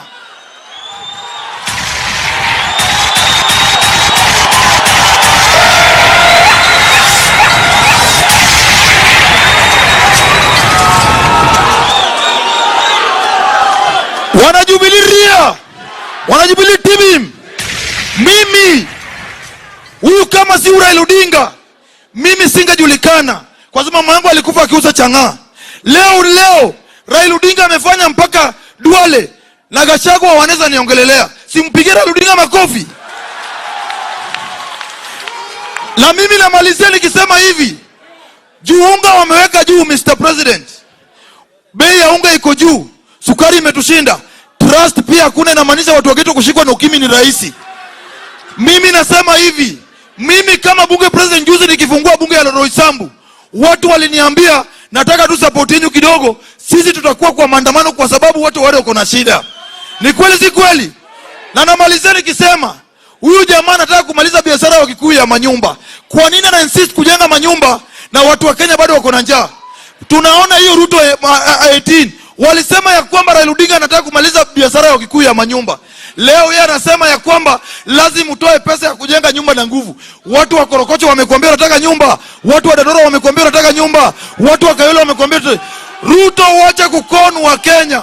Mimi kama ghetto president naomba president wangu Raila Odinga na Kalonzo Musyoka na Uhuru Kenyatta, msimame na mimi na msome na bunge, kwa sababu vile wanafuruga Jubilee sasa hivi wameanza kuweka kibaraka yao pia ingie ndani ya bunge. Mimi nataka support yenu. Mimi pia nikikuja kama hapa na kuwa na gari kidogo, hiyo lunch yako gari kidogo ambayo nakaa juu nikitembelea watu. Asante na Mungu awabariki.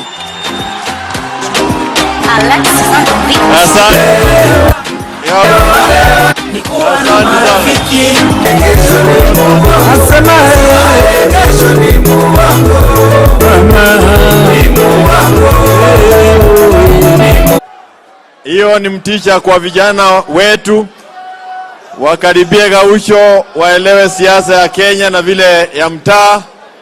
Atawafunza, na anafanya siasa ya maajabu kwa sababu yeye ni mwanahasimio halisi. Nataka sasa nimwalike Mkenya mwingine ambaye tunamheshimu. Amekuwa katika uongozi wa Kenya hii kwa muda, hajawasaliti wa Kenya wakati wowote, na yeye amekuwako wakati tuko na ugumu, wakati ambao tunaendelea mbele.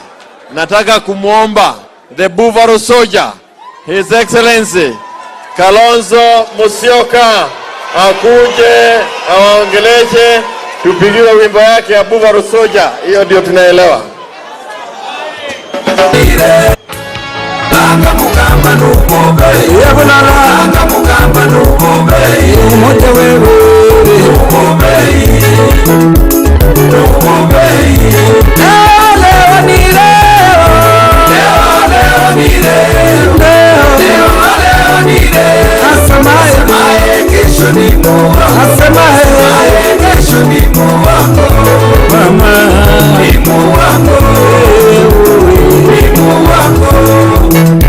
Tunasema Kenya mpya inawezekana. Inawezekana. Leo ni leo. Na inawezekana. Inawezekana. Leo ni leo. Kenya mpya inawezekana. Inawezekana. Leo ni leo. Nchi ambayo kuna raha na ustawi. Inawezekana. Na inawezekana. Leo ni leo.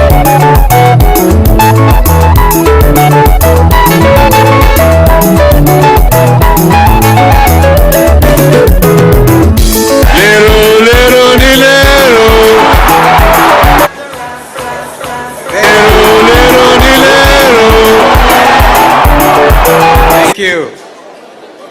Wana Jubilee hoye. Jubilee. Mbele pamoja. Jubilee. Alafu nitawasalimu kwa Azimio. Azimio. Azimio. Basi salamu nyingi kutoka wana Wiper kwa ndugu yetu Rais wa awamu ya 4 wa Jamhuri ya Kenya, na ambaye pia ni kiongozi wa Jubilee, na ambaye pia ndiye mwenyekiti wa coalition yetu Azimio, ndugu Uhuru Muigai Kenyatta. Tumekuja leo kimakusudi kabisa, hata kama hatukukaribishwa tungekuja, lakini mwaliko wenyewe ulitoka kwa sababu tunajua kwamba kikao hiki cha leo kina umuhimu mkubwa kabisa katika historia ya nchi yetu ya Kenya. Vile wenzangu amezungumza, aswa Mheshimiwa Eugene, juu ya katiba rights chini ya katiba yetu, katiba 2010, na vile vile pia Wandae waligusia swala hili vizuri zaidi. Naomba nikariri kwamba under Article 38 there are certain inalienable rights. One such right which is inalienable is a right to self-determination, recognized as such worldwide even under the UN Charter. And so under the African political rights as well, and this is an active member as a country, you cannot deprive a Kenyan of their inalienable right, and one of which is the right to hold political opinion. Nitarudia kusema kwamba Mheshimiwa Uhuru Kenyatta astaafu na asahau mambo ya siasa, na mimi am older than him. What are you telling me? Azimio. Azimio. Jubilee. Because this is it. We have freedoms which are not even negotiable under our Constitution 2010. That's why we came. Tumekuja ndugu Uhuru na ndugu Raila, my sister Martha, my brother Eugene, my brother Wajakoya, and our brother Gideon Moi ascend Wanaina kuja hapa bwana. Nadhani atasema tutingize. Atasema tutingize so that you can know familia ya Azimio tuko pamoja. I don't know whether you want to bring that greeting.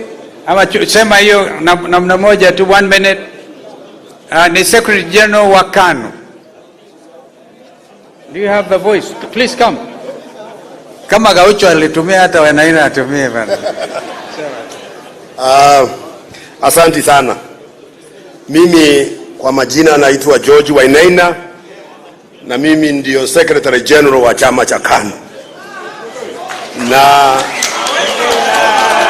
nimeleta salamu ya chairman wangu Bwana Senator Gideon Moi. Na sababu mimi na Bwana Kalonzo chama cha KANU tuko kwa oka ambao tuko Azimio. Nataka kusema tuko Azimio ndani.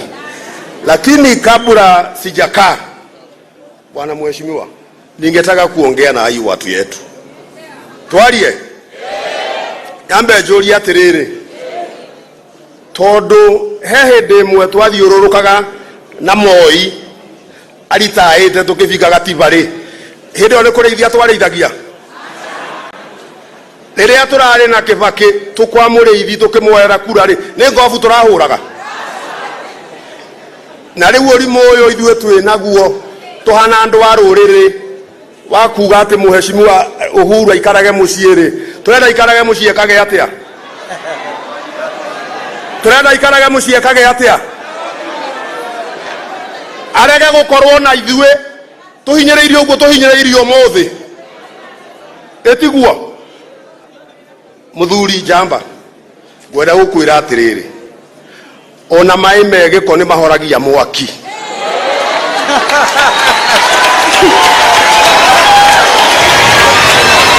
Hiyo ya mwisho ni anasema maji unaona nimeelewa. Na hiyo ni akindani ya Wakikuyu ndugu zetu. Basi kwa kifupi, kwa sababu leo ni siku ya Jubilee, asanteni tena kwa kusimama imara. Ndugu Raila na Sister Mother wakija hapa atawaelezeeni kwamba sisi tulikubali kwamba kuwe na bipartisan talks.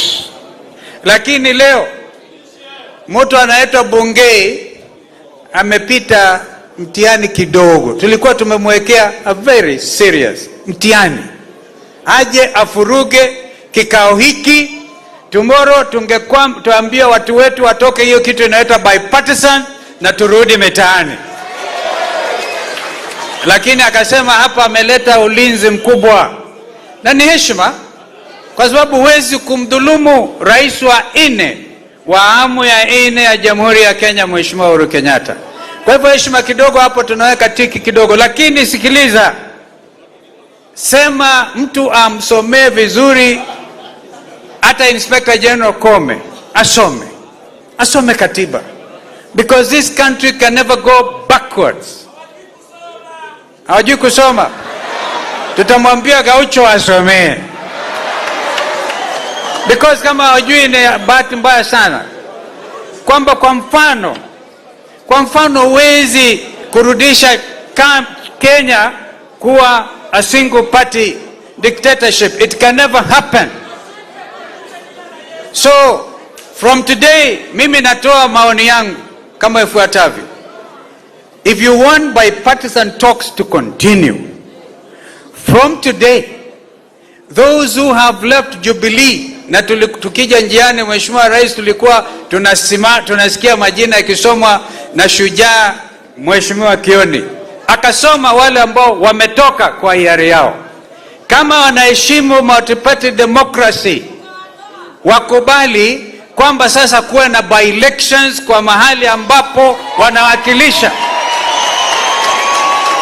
Kama vile Raila alifanya one time alipotoka I think Ford Kenya, alienda NDP na watu wa Kibera ama Lang'ata that time wakafanya by-election. Hii ndio heshima ya katiba yetu. Lakini tukisikia kutoka hapa kwamba Kenya kwanza wanasema wataenda wafanye wale wengine ambao wamejitumua kwa chama wafanye delegates yao, wajue hakuna bipartisan talks. Sisi tutaachia hawa wajue they don't believe in plural democracy. Tutajua hiyo wazi. Kwa hivyo vile walimtoa Kainan wakasema because alikuwa one of us kwa Azimio, wakamchukua wakamweka kwa timu yao, wakaheshimu vile wananchi walivyokuwa wakizungumza, wakamtoa. Basi tukarudi kwa meza. Vivyo hivyo Kama wanawapenda hawa sana, waingie kwa Kenya Kwanza, whichever party they want to belong to, waende kwa by election, tukutane kwa wananchi. Wangapi wananiunga mkono? Asanteni sana. So this is serious. This is such a critical meeting. If we all believe in the future of democracy in this country. At this particular time, mimi na hesabu, kwa sababu nimeona kwingine demokrasia ikidhulumiwa, maniruhusi, nimesikia on BBC radio ama television na CNN, watu wa Pakistan, watu zaidi ya 10,000 wameshikwa, wamewekwa ndani kwa kujaribu kudefend Bwana Imran Khan na demokrasia. Wanashikwa, jeshi, army, kila kitu. It is like they were in Nairobi wakati vita vya pipeline vilivyotokea. When an attempt was made on the life of our brother Raila Odinga. We cannot allow this country to go back 1 inch. Kama vile mzee Kenyatta one time alisema wakati wa shifter war. Alisema in Arusha, not an inch of Kenyan soil. We are going to say, not an inch of the gains you have made in terms of democracy will be ceded to anybody, because the constitution reigns supreme. Na kwa hivyo mambo haya, mimi nawapongezeni tena sana. Mimi nitalala leo. Nitalala because if they have ears to hear, wamesikia. Na kama hawana, basi they will have. I want to invite you, ndugu Uhuru na Azimio, sorry, na Jubilee, of course led by our brother Raila. We are going to have a big town hall kama hii on Saturday. Walikuwa wakisema wakitoka Northlands wataenda kuiba mbuzi yangu kidogo Yata, lakini walirudia njiani, kwa sababu kuna mtu alituma text message akisema mkienda huko Yata kwa Kalonzo, kwanza mjue hamtatoka huko.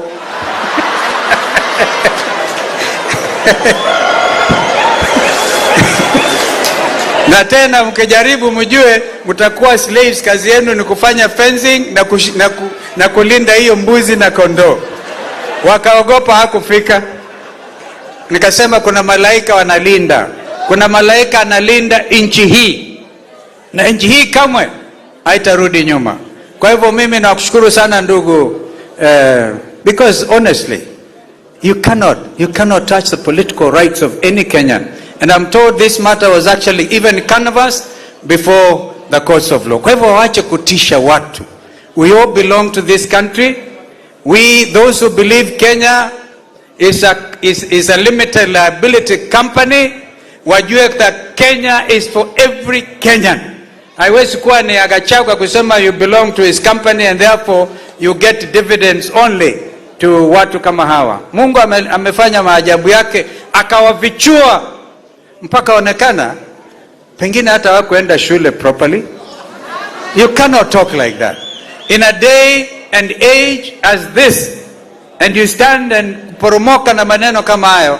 Unahitaji maombi. So when I see some of the leaders there kama Sister Shebesh, na kuona anasema wonderful, na team ambao mmechukua mamlaka yenu, allow me to address a lady called Anderitu, a lady I have respect for.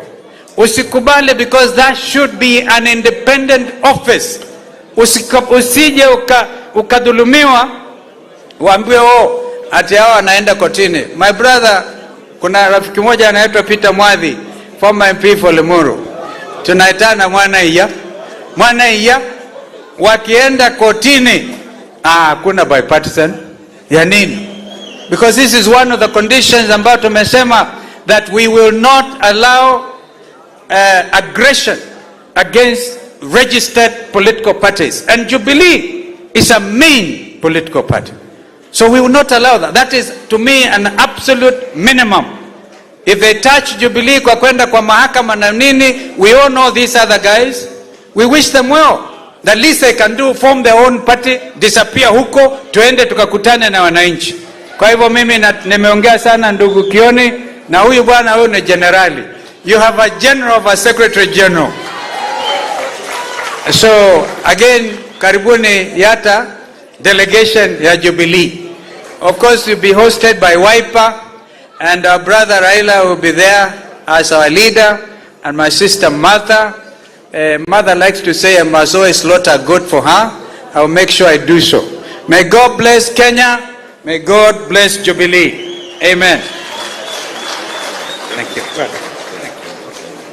Makofi tena kwa naibu wa rais Mheshimiwa Kalonzo Musyoka. Thank you so much. Nataka niwatabue kuna wanabunge wanaitwa Kembe Kembe, Jukoa Buduki, Songa Songa, Omosh Wanawa, Nuru Okanga. Hao wote wako nyumbani, we recognize you. Pia nitabue watu kama Kagai, Rama, Nyambura, Magi na wengineo, Wagichogomwa, hao wote ambao wamekuwa wakipigana vita kali wakati watu walikuwa naleta furugu kule. Now, the great honor of welcoming our nataka kusema Iron Lady kwa sababu she is our tough lady. Amekuwa na sisi kwa Azimio, alikuwa mgombea mwenza wa Raila Amolo Odinga, Mheshimiwa Martha Wangari Karua. Yeye pia ako na wimbo ambao anasema ndekari gani ya karibu gako. Sitasimama maovu akifanyika. Karibu sana. Wacha niwaimbishe kama hawajui. Niko njaa hata siwezi karanga, oe hae shagala bagala, niko tayari kulipa gharama, sitasimama maovu yakitawala, sitasimama maovu yakitawala. Asanteni. Jubilee oye! Wananchi oye! Azimio! Azimio! Tusisahau ya kwamba that Jubilee is one house, Azimio is the larger house. Na ndio nikaja leo na kofia ya NARC Kenya. Ndivyo mkumbuke NARC Kenya is a member of Azimio Coalition.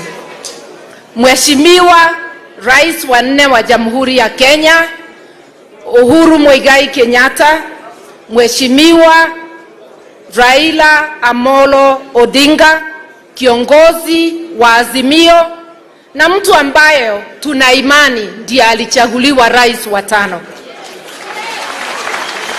My brother Mheshimiwa Kalonzo Musyoka, Mheshimiwa Eugene Wamalwa, Mheshimiwa Mwangi wa Iria, Mheshimiwa Wajakoya na Mheshimiwa Kioni na viongozi wote.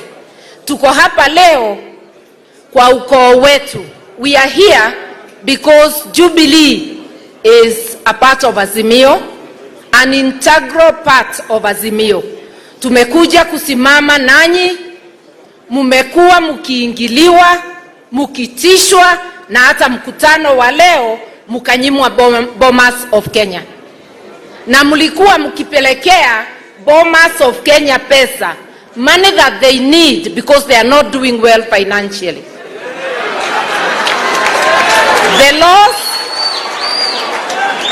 The loss today is not to Jubilee or Azimio. The loss is to the Bomas of Kenya, which was prevented from being professional, behaving professionally and hosting this NDC. It has been said and I want to re-emphasize. Ukigusa Jubilee, umeguza Azimio la Umoja. You touch any one of us, you touch all of us. Na hizo bipartisan talks ni kama kuongea na neighbor wako mkishindana sababu ya mpaka, boundary issues.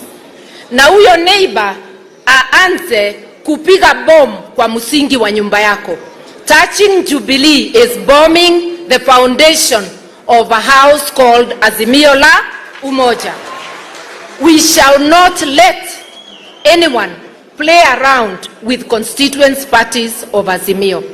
na nataka ijulikane ulimwengu wote. Sio waasi ndani ya Jubilee wanataka kubomoa Jubilee, ni William Ruto anataka Jubilee. Na mimi namuuliza, wewe hudai ulishinda. Kama ulishinda, si basi uko na wajumbe wa kutosha? Kwa nini ukae ukijaribu kubomoa nyumba za wengine? Kama umetongoza members and they want to come to your party, warudishe kwa kiwanja, wachaguliwe wakiwa kwako. Hata mzee wetu aliaga, mzee Moi, alikuwa na heshima kwa sheria. Akitongoza mtu wa nyumba ingine, alikuwa anajiuzuru, tunaenda by election. Sasa mtu anasema ako na PhD na hawezi kutambua sheria za Kenya. That is the great shame of this nation. Hatutaki usaidizi wako William Ruto. All we need is respect for the rule of law. Respect for the constitution and the laws of Kenya. Leave political parties alone. Wewe jenga nyumba yako. Na ukitongoza hata watu 100, we are ready for by elections. Na mimi nakuahidi tutakubwaga wewe. Na tunakuambia what he is trying to do, because it is good people know. Anajaribu kupata super majority ndivyo aweze kupindua katiba bila wananchi kujua. This is a great assault on democracy. Tunajua wewe hujapambania democracy. Some of us have fought for democracy throughout our lives in this country. Wewe ulipinga hata hii katiba. But you are bound by this very constitution. You must respect it. You are not above the law. If you don't, as Kenyans, we will force you. Pia nieleze sababu we will force him because wananchi ndio wako na ushukani wa juu. Sovereignty belongs to the people of Kenya. Wakenya ndio wanapatia koti ushukani. Wakenya ndio wanapatia offices zote za executive ushukani. Hata wabunge wanapatiwa ushukani na Wakenya. Na ushukani wa Mkenya hauondolewi. Unaweza bypass hao wote umbepatia ushukani. We can exercise our sovereignty directly. Nataka kusema juu ya bipartisan. Ni kweli tulikubali kuketi kuongea. Lakini maongeo gani kama utaendelea kuingilia nyumba ya Azimio? Watch out. You continue to assault the house of Azimio by assaulting its constituent parties. There will be no talks. That will be the result. If you really want to sit down, show respect to Azimio and its constituent parties. And take that as a serious warning shot. Kenyans are tired. Na mambo ya ushuru, wewe Zakayo, utashuka.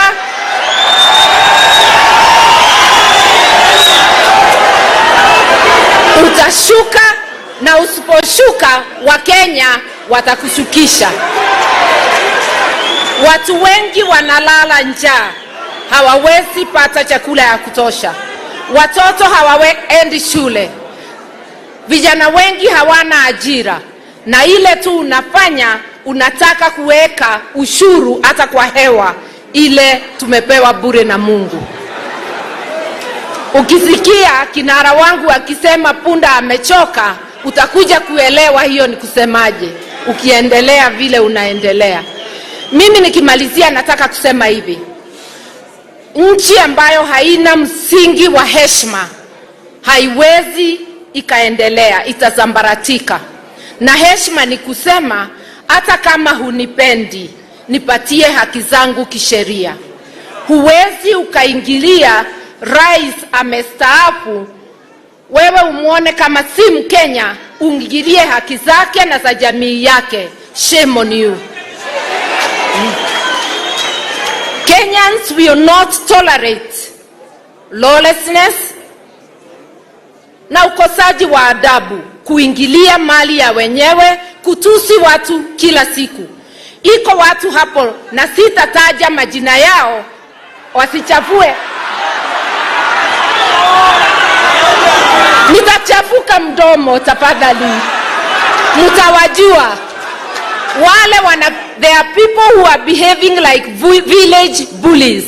Kazi yao ni kutusi watu kila siku. We are not going to accept to be bullied into silence. You can insult all you want, but we are not going to be cowed down. We shall stand for our rights, and we are going to liberate ourselves and our country, whatever it takes. That is a notice to you. Na kwa jamii yetu ya Wakikuyu, muririkane na ngwaria gegesugu, muririkane ona mbiti etere aria mwana. Yani, even a hyena does not eat its own. How come that we have become worse than hyenas? How can you go to attack the property of one of us? We want you to respect not that just the properties of those who belong to our community, but of every Kenyan. Because a nation without the rule of law cannot stand. Mimi naomba, wewe vijana mnapotoshwa, msipotoshwe tena. We shall live in harmony, na hata tukishukisha Zakayo, tutamshukisha in harmony. Aende nyumbani in harmony, na Kenya iendelee in harmony. Sisi si watu wa fujo. Sisi ni watu wa kufuata sheria na amani. Iko kijana yangu moja aliongea hapa, na nimemwambia nitamkosoa kidogo. Hata ikiwa ni mtu ametukosea, awe mama awe baba, tusimuingilie kimaumbile, tuingilie vitendo yake. Na hiyo ni kusema sio leo peke yake, kila siku. Hata akiwa ni mama, please stop yourself from issuing any criticism or insult that is gender based. Sababu utakuwa utatusi hata wale tumeketi hapa bila kujua. Kama ni mwanaume pia hatutamuingilia kimaumbile, tutamuingilia kulingana na vitendo yake. Kwa hivyo, long live multipartyism, long live Jubilee, and long live Kenya. Asanteni sana. Asante sana. Thank you so much. Makofi kwa mama, makofi kwa mama. Ili tuweze sasa kuinuka, tumukaribishe Raila Amolo Odinga, the people's president. Sasa ni wakati wake. Wapi wimbo yetu? Inawezekana. Inawezekana. Leo ni leo. Lero lero ni lero. Lero lero ni lero. Lero lero ni lero. Ulanga mukamba nukombe. Ulanga mukamba nukombe. Umoja wewe. Nukombe. Nukombe. Lero lero ni lero. Lero lero ni lero. Lero lero ni lero. Asemaye kesho ni Mungu. Asemaye kesho ni Mungu wangu. Ni Mungu wangu. Ni Mungu wangu.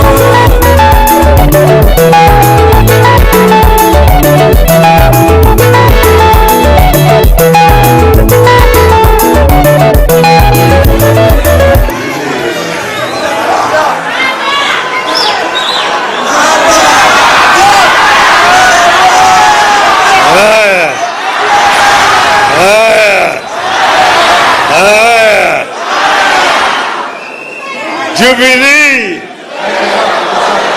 Jubilee! Azimio! Azimio! Hey! Hey! Hey! Hayawi! Hayawi! Hayawi hayawi, hayawi hayawi. Walisema haitawezekana, haitawezekana, lakini wana Jubilee na wana Azimio wakawajibu ya kwamba ina na ita simefanyika. Sasa Jubilee imefanya wajafanya, Azimio imefurahi hajafurahi. Sisi tumekuja hapa kama wanaazimio kuunga mkono ndugu wetu hapa wa Jubilee. Nataka kutoa shukrani sana kwa ndugu yangu Uhuru Muigai Kenyatta kwa kusimama imara na kuhepa vitisho vyote na kusema ya kwamba Jubilee itafanya mkutano siku ya leo. Sasa mimi nimesimama hapa kama mwanaazimio. Nataka kuongea sasa kwa niaba ya Azimio yote. Kuna maneno ambayo mimi nataka kuongea na wale wengine huko. Nitaongea kwanza kwa Kimombo ili wasikie vizuri, baadaye nitafanya Kiswahili kidogo. On behalf of Azimio, I am honored to join you at this special National Delegates Convention of Jubilee Party, which also serves to kick off the rejuvenation of all Azimio parties. As a coalition, we recognize that we are only as strong as our constituent parties. A strong Jubilee is therefore a strong Azimio. Two, let me take this early opportunity to thank members of Jubilee Party for the passion with which they embraced my campaign and the votes they cast for me as presidential candidate in the face of monumental fraud and lies. I don't take it for granted that millions of voters woke up at dawn in Mount Kenya and other parts of the country, lined up for hours and trusted me with their future by voting for me. I urge you not to give up on that dream of a regime governed by empathy for citizens, honesty and accountability, as opposed to the lies Kenya Kwanza sold and continued to sell. The Jubilee Party carries a special significance to us in Azimio precisely because of attacks it has endured and efforts of the state to kill or co-opt it forcibly into Kenya Kwanza. Should Jubilee be subdued, multi-party democracy will be under serious threat in our country. Accountability will be severely compromised. Uncouth manners and barbaric politics will be cemented in huge sections of our land where leaders with such credentials want to hold sway. The end game is for Kenya Kwanza in its scheme against Jubilee is to give itself a supermajority in parliament that will enable it to amend the constitution towards its desired goals, including possible removal of presidential term limits. In this, the regime is working on a well-trodden path. Kenya Kwanza is working on an arrangement similar to that of 1964 that saw KADU walk across the aisle and join KANU without its members of parliament having to seek fresh mandate. Kenya Kwanza wants to ensure Jubilee as a party does not continue to exist on this side of the aisle. They want Jubilee dead in the same way KADU did, after which Kenya Kwanza will try to enact the train of events that saw Kenya become a de facto one-party state from 1969 before being made a de jure one-party state one afternoon in 1982. Kenyans need to appreciate that the desire to kill alternative forms of political organization is the initial step on the path to a full-blown dictatorship. Next will be a freeze in the people's participation and representation in political affairs of the nation. Next, the rate of participation in critical national activities like voting will diminish. By 1983, as we entered the peak of years of a single-party dictatorship in Kenya, voter turnout stood at a mere 30%. It is therefore upon us, the parties and those who have this hindsight of history, to ensure that what happened once does not happen twice. While those in government may think they will be insulated should the regime succeed in destroying multi-party systems, history tells us that as soon as the regime in power succeeds in killing opposition, it will turn inwards and kill debate and dissent within its own ranks. The governing party will become a tool of the office of the president to manage opposition from within and without. When that happens, only one voice will matter, that of the president. Even those politicians who now think they wield power in the government party will not know where they lost the plot.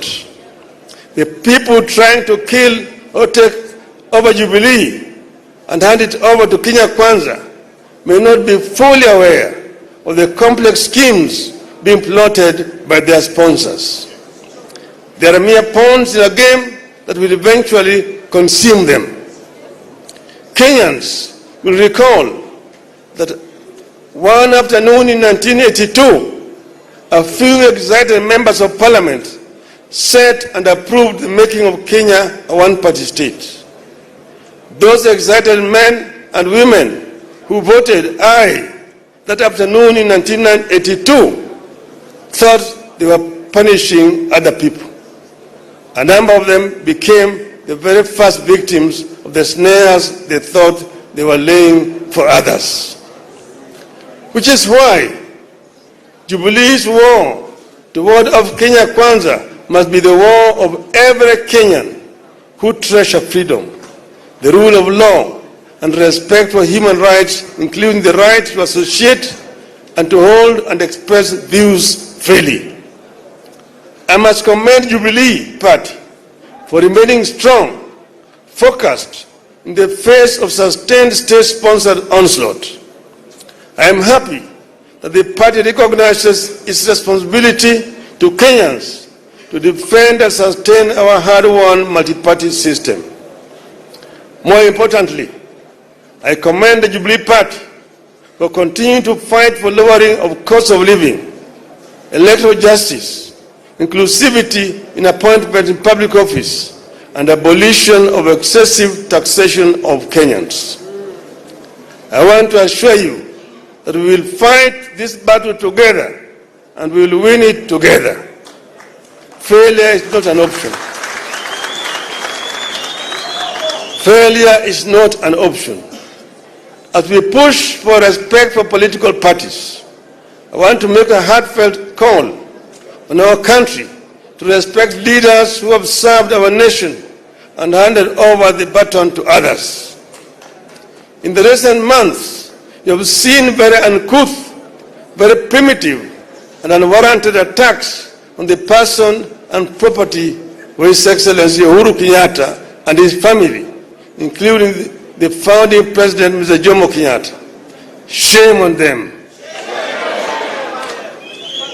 Nothing could be more uncouth than what we have witnessed in this regard, especially when it comes from men and women who call themselves leaders, who expect to be respected once they retire, unless they plan to die in office.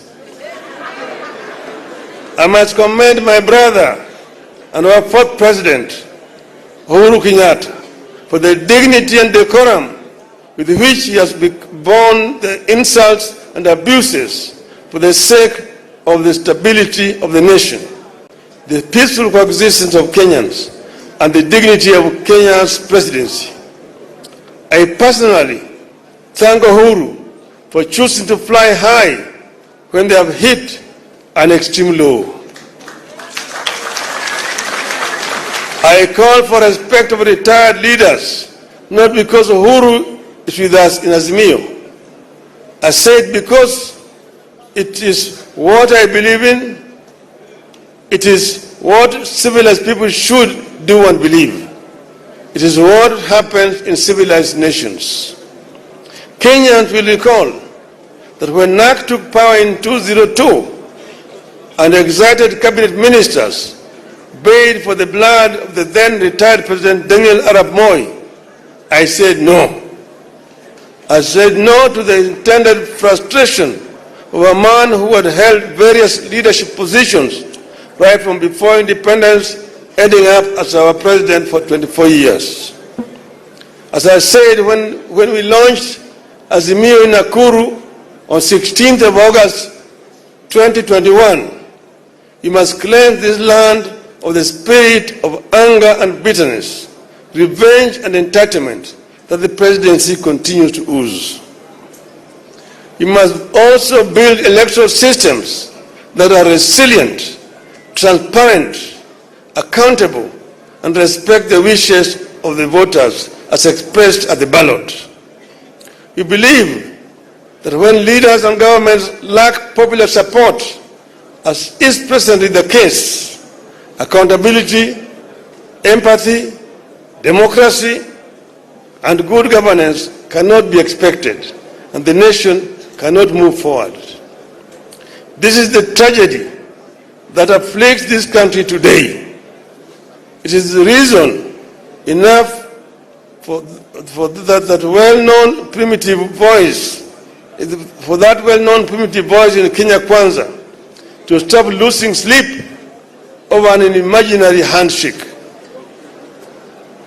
Kenya Kwanza is too shady to be embraced.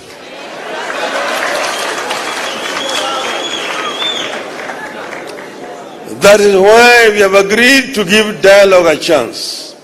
We embrace the talks to secure a good deal for Kenyans, and if the deal will not be forthcoming, Kenyans can be sure we will not pursue vain dialogue. Those who want to take over Jubilee are the same ones who live in the mortal fear over their positions and political future. They are the ones living in the nightmare of a handshake nobody is interested in. They want to destroy Jubilee not because it is weak, but because they recognize Jubilee is a force now and could be an even bigger force and a threat in the years ahead. I urge you to stay focused in creating an atmosphere that will allow the country to take a critical look at traditions and institutions with a view to creating an atmosphere for constitutionalism to take off and thrive. I therefore encourage you to implement the resolutions of this convention with the confidence that the full force of Azimio la Umoja is covering your back. God bless Jubilee Party. God bless Azimio. God bless Kenya.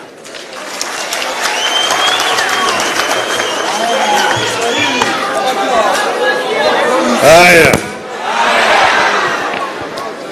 Sasa nitasema kwa muktasari.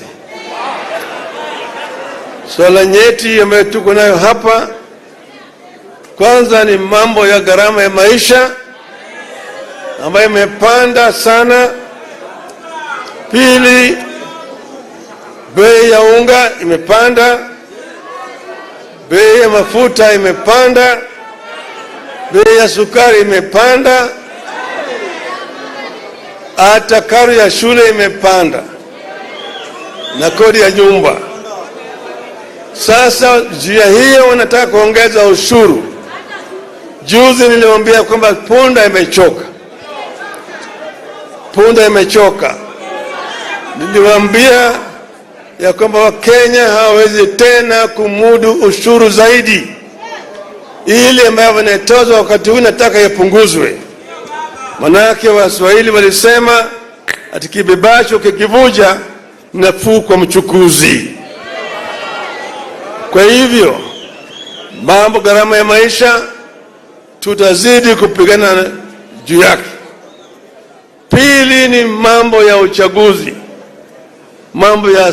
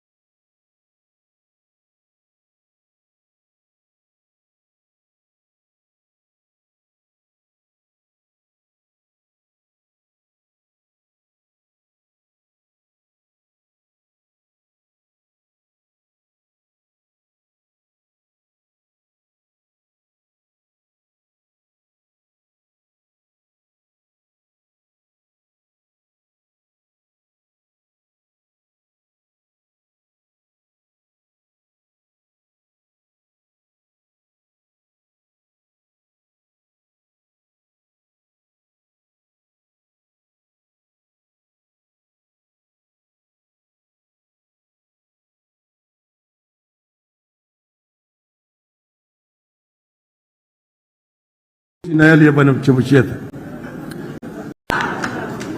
Tatu, tumesema hatutaki kuona kama watu wanaingilia mambo ya ndani ya vyama vya Azimio.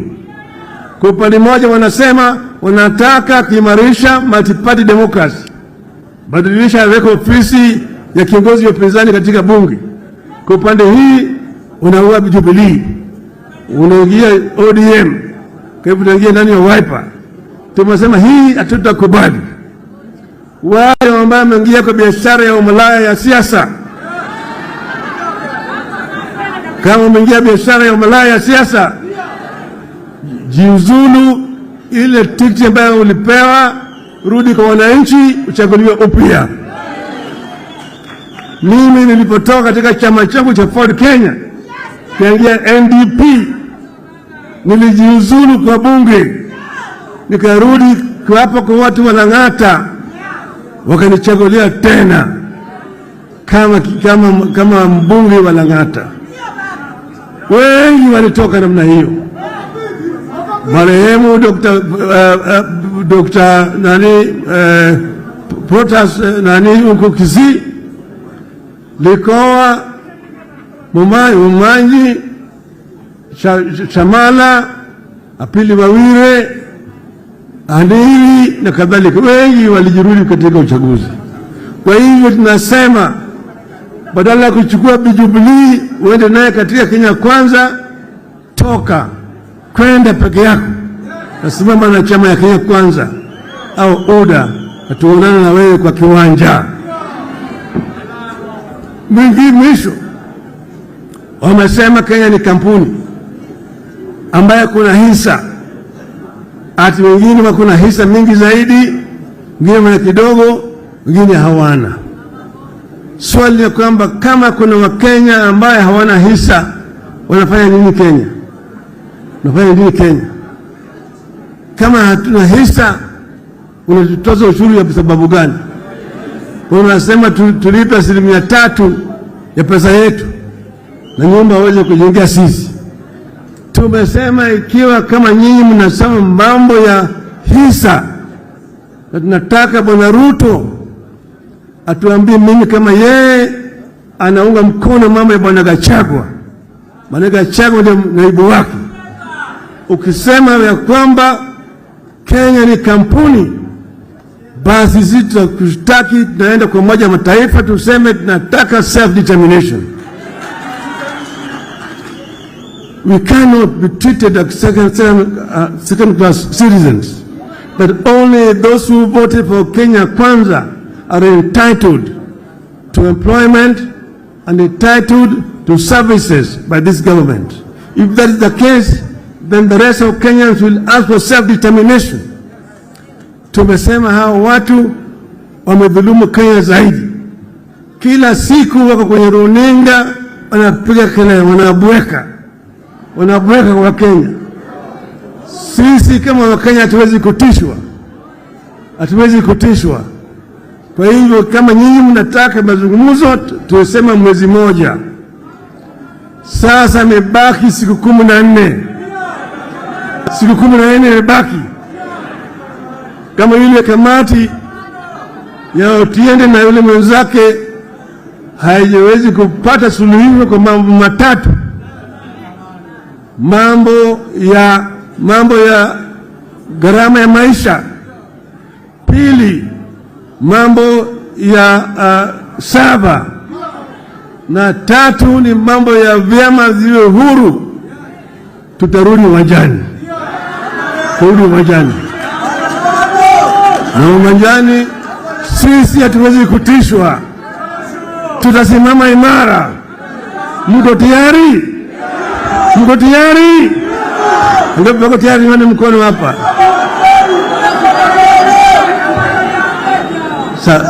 Hawa walisema wao ni watu wa hasla. Sasa lugha ya hasla sasa imepotea. Hawataji mambo ya hasla tena hata kidogo. Wanaongea juu ya wadosi peke yake. Na wale wadosi ambao wanaongea juu yao ni wale ambao wanaiba rasilimali yetu. Maana katra kila siku mambo hii ya ati neti ya umbu pale. Ni nani iko pale? Si wajulikana? Bwana Richieta na watoto wake. Watu wanajulikana. Mambo ya sukari.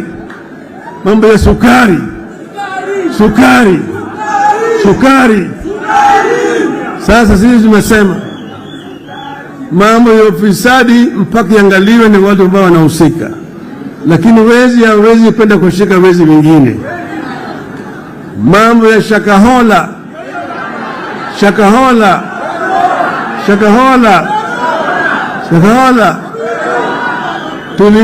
Tuliona Bwana Makenzi katika Ikulu.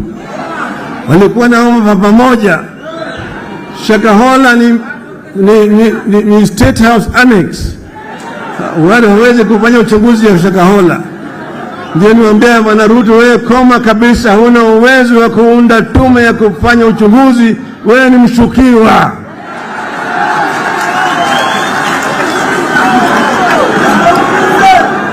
Na Bwana Gachagua ni mshukiwa na matu. Hao wote hawezi kufanya uchunguzi. Mimi nilienda Shakahola nikazuiliwa kuingia pale. Kwa sababu gani? Maana wanajua mimi nitaona ukweli huko. Sivyo?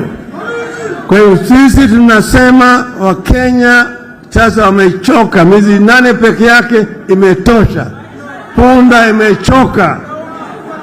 imechoka. Tunataka mabadiliko. Si tunataka mabadiliko? Wangapi wanataka mabadiliko? Nione mkono hapa. Jubilee.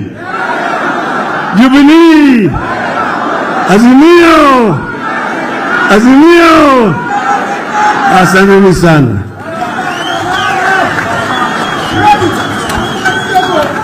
Asante sana baba.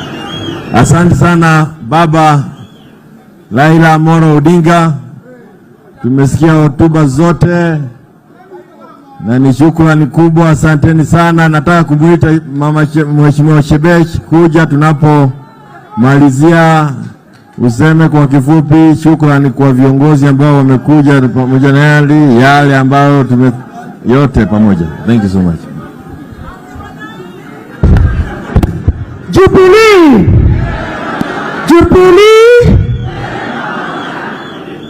President wetu, our party leader Uhuru Muigai Kenyatta. Wacha nianze na kumsema ambao yote pamoja. Thank you so much.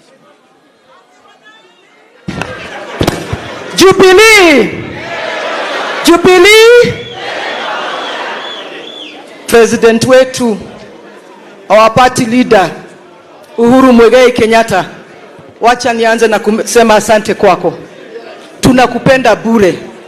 Watu wa Jubilee, ni kweli ama si kweli? Ukiona Uhuru roho yako inasikianga aje?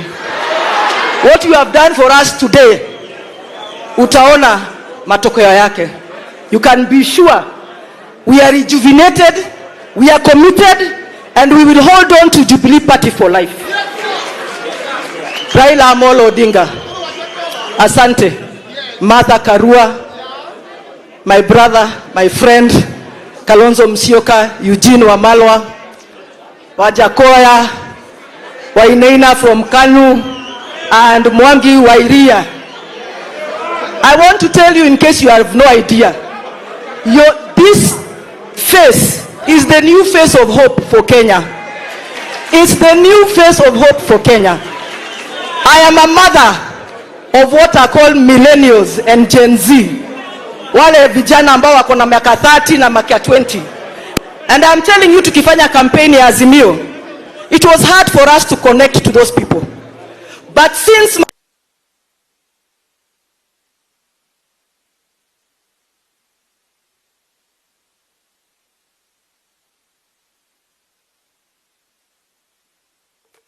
new hope of Kenya, which is Azimio, don't tire.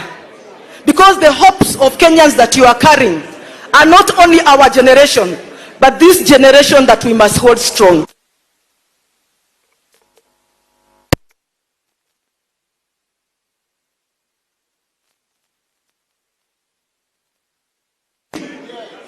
SG, Aki, kuja tu hapa kidogo.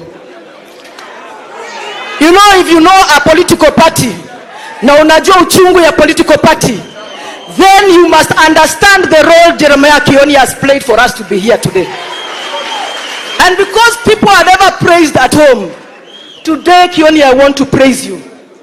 I want to say, hiyo sufuria unavaa, hata sisi watu wa Jubilee from now on, tukienda maandamano tuvae sufuria kwa kichwa. Ndio watu wajue Jubilee is in the house. And I also want to thank you for not being shaken and for making us reach where we are today, that we can confidently say Jubilee tuko mbele pamoja. Asante sana. Chairman wa Jubilee ambao leo mumeleta delegates hapa, nikianza na chairman wangu wa Nairobi ambao nampenda sana. Those who have run political parties, President Uhuru, you know, even when you were in Kanu, Raila Odinga, I know he knows this, that is his strength. Ni wale wanaitwa chairman wa party. We want you to work with pride in your areas. Mkisimama museme mimi ni chairman wa Jubilee, because from today I'm assuring you mambo imebadilika. Mungu awabariki sana. Mpigieni Shebesh makofi anapotoka. Asanteni sana sana kwa kuja, delegates wote, waheshimiwa wote na wanachama wote. Asanteni sana sana sana. Ningependa tuwaruhusu VIP waweze kuondoka mziki utakapokuwa unaendelea. Tunawashukuru.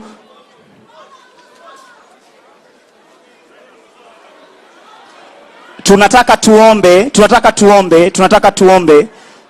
tuombe. Reverend pale ulipo, Reverend njoo tufungie na maombi. Reverend naomba utufungie na maombi. MCA wa Idhaka na kuomba pia uje hapa. Kidogo tuombe kidogo tu, tunaomba tutulie tuombe. Samahani. Reverend tufungie na maombi. Na tuombe. Mwenyezi Mungu, tuwasema ni asanti kwa maana imekupendeza kuwa na siku njema. Tuwakushukuru kwa ajili ya viongozi wetu ambao mmewasaidia kuongea mambo ambayo tumeyasema. Tunapopungukana na kwenda manyumbani, tunajiweka mikononi mwako. Tubariki na tuongoze. Bwana awabariki na walinde, awainulie uso wake na ape amani. Na hayo amani ya Bwana ipitao akili zote iwahifadhi mioyo yenu katika kumjua Mungu na mwanake Yesu Kristo. Nazo baraka zake Mwenyezi Mungu Baba, Mwana na Roho Mtakatifu ziwe nanyi, zikae ndani yenu na zitaviri pamoja nanyi katika pembe zote za taifa, kuanzia sasa na hata milele. Amen. Amen. Safari njema. Haya, tuwaruhusu viongozi waondoke kisha tumalize. DJ mziki kwa umbali wanapoondoka. Tafadhali, tafadhali, naomba tutulie. Nasema naomba tutulie. Mama,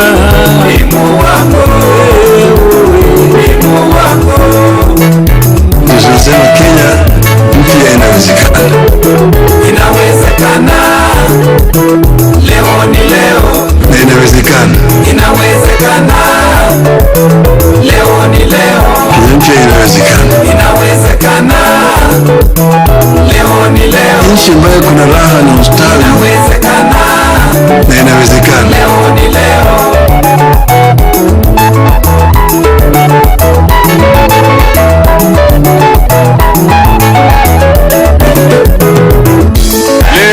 Lero ni lero. Lero ni lero. Inawezekana. Leo ni leo. Inawezekana. Ndio watu yao ambao walisema Mungu bariki nchi hii yetu ya Kenya. Inawezekana. Haki hii ngao na mlinzi. Leo ni leo. Tukae na undugu. Inawezekana. Amani na uhuru. Leo ni leo. Raha. Inawezekana. Tupate na ustawi. Leo ni leo. Na inawezekana. Inawezekana. Leo ni leo. Lero ni lero. Lero ni lero. Lero ni lero. Ulanga mukamba n'ubumbe. Ulanga mukamba n'ubumbe. Umoja wewe. N'ubumbe. N'ubumbe. Lero ni lero. Lero ni lero. Lero ni lero. Asemaye kesho ni Mungu. Asemaye kesho ni Mungu. Mama ni Mungu. Ni Mungu.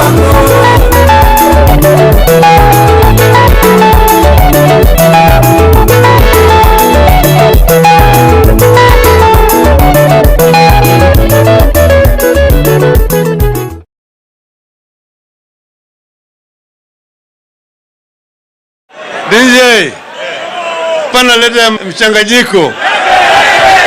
Nataka lero ni lero. Lero ni lero.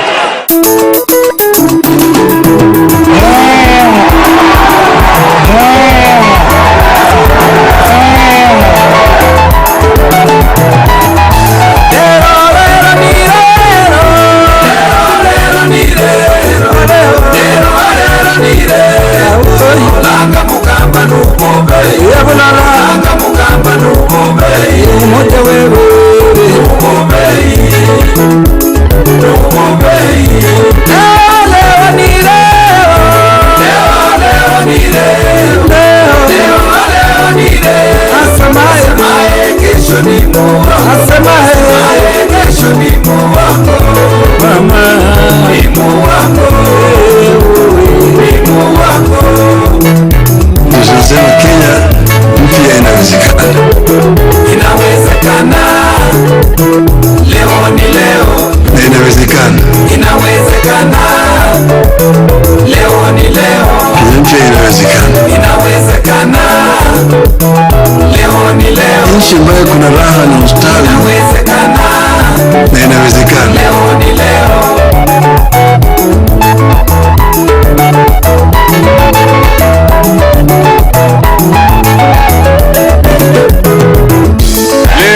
Lero ni lero. Lero ni lero. Inawezekana. Leo ni leo. Inawezekana. Ndio watu yao ambao walisema Mungu bariki nchi hii yetu ya Kenya. Inawezekana. Haki hii ngao na mlinzi. Leo ni leo. Tukae na undugu. Inawezekana. Amani na uhuru. Leo ni leo. Raha. Inawezekana. Tupate na ustawi. Leo ni leo. Na inawezekana. Inawezekana. Leo ni leo. Lero ni lero. Lero ni lero. Lero ni lero. Ulanga mukamba n'ubumbe. Ulanga mukamba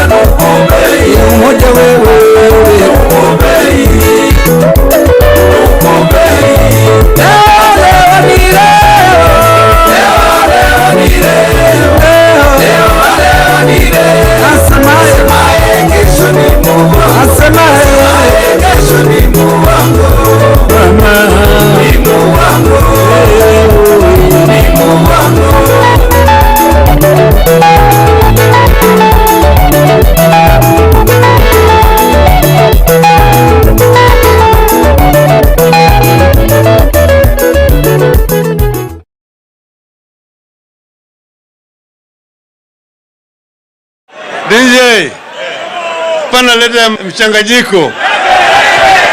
Nataka lero lero ni lero, lero lero ni lero.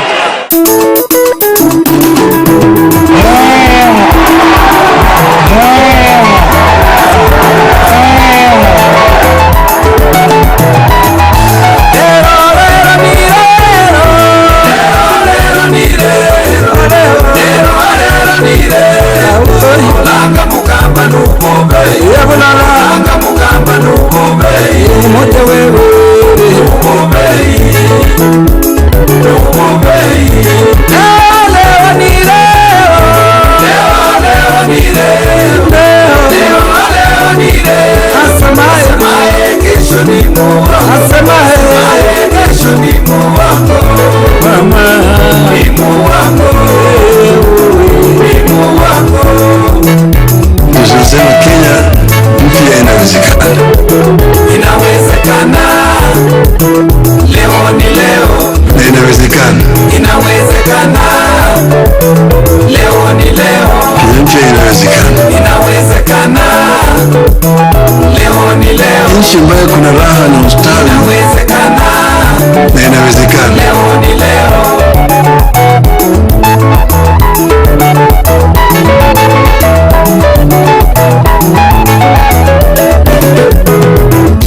Lero lero ni lero,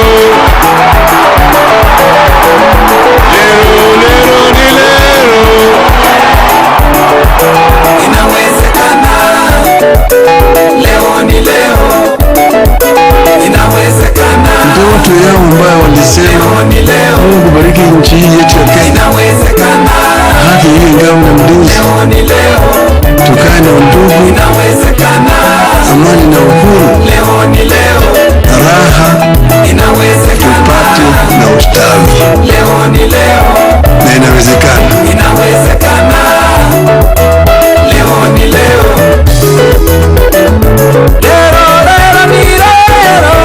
Lero lero ni lero. Lero lero ni lero. Langa mukamba nukombe. Langa mukamba nukombe.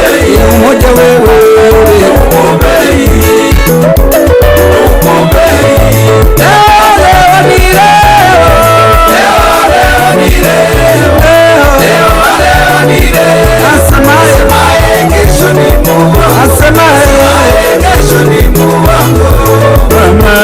Ni Mungu wangu. Ni Mungu wangu.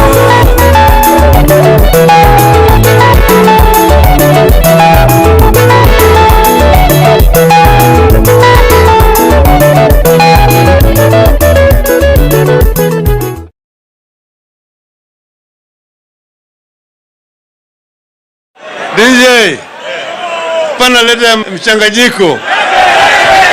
Nataka lero lero ni lero, lero lero ni lero.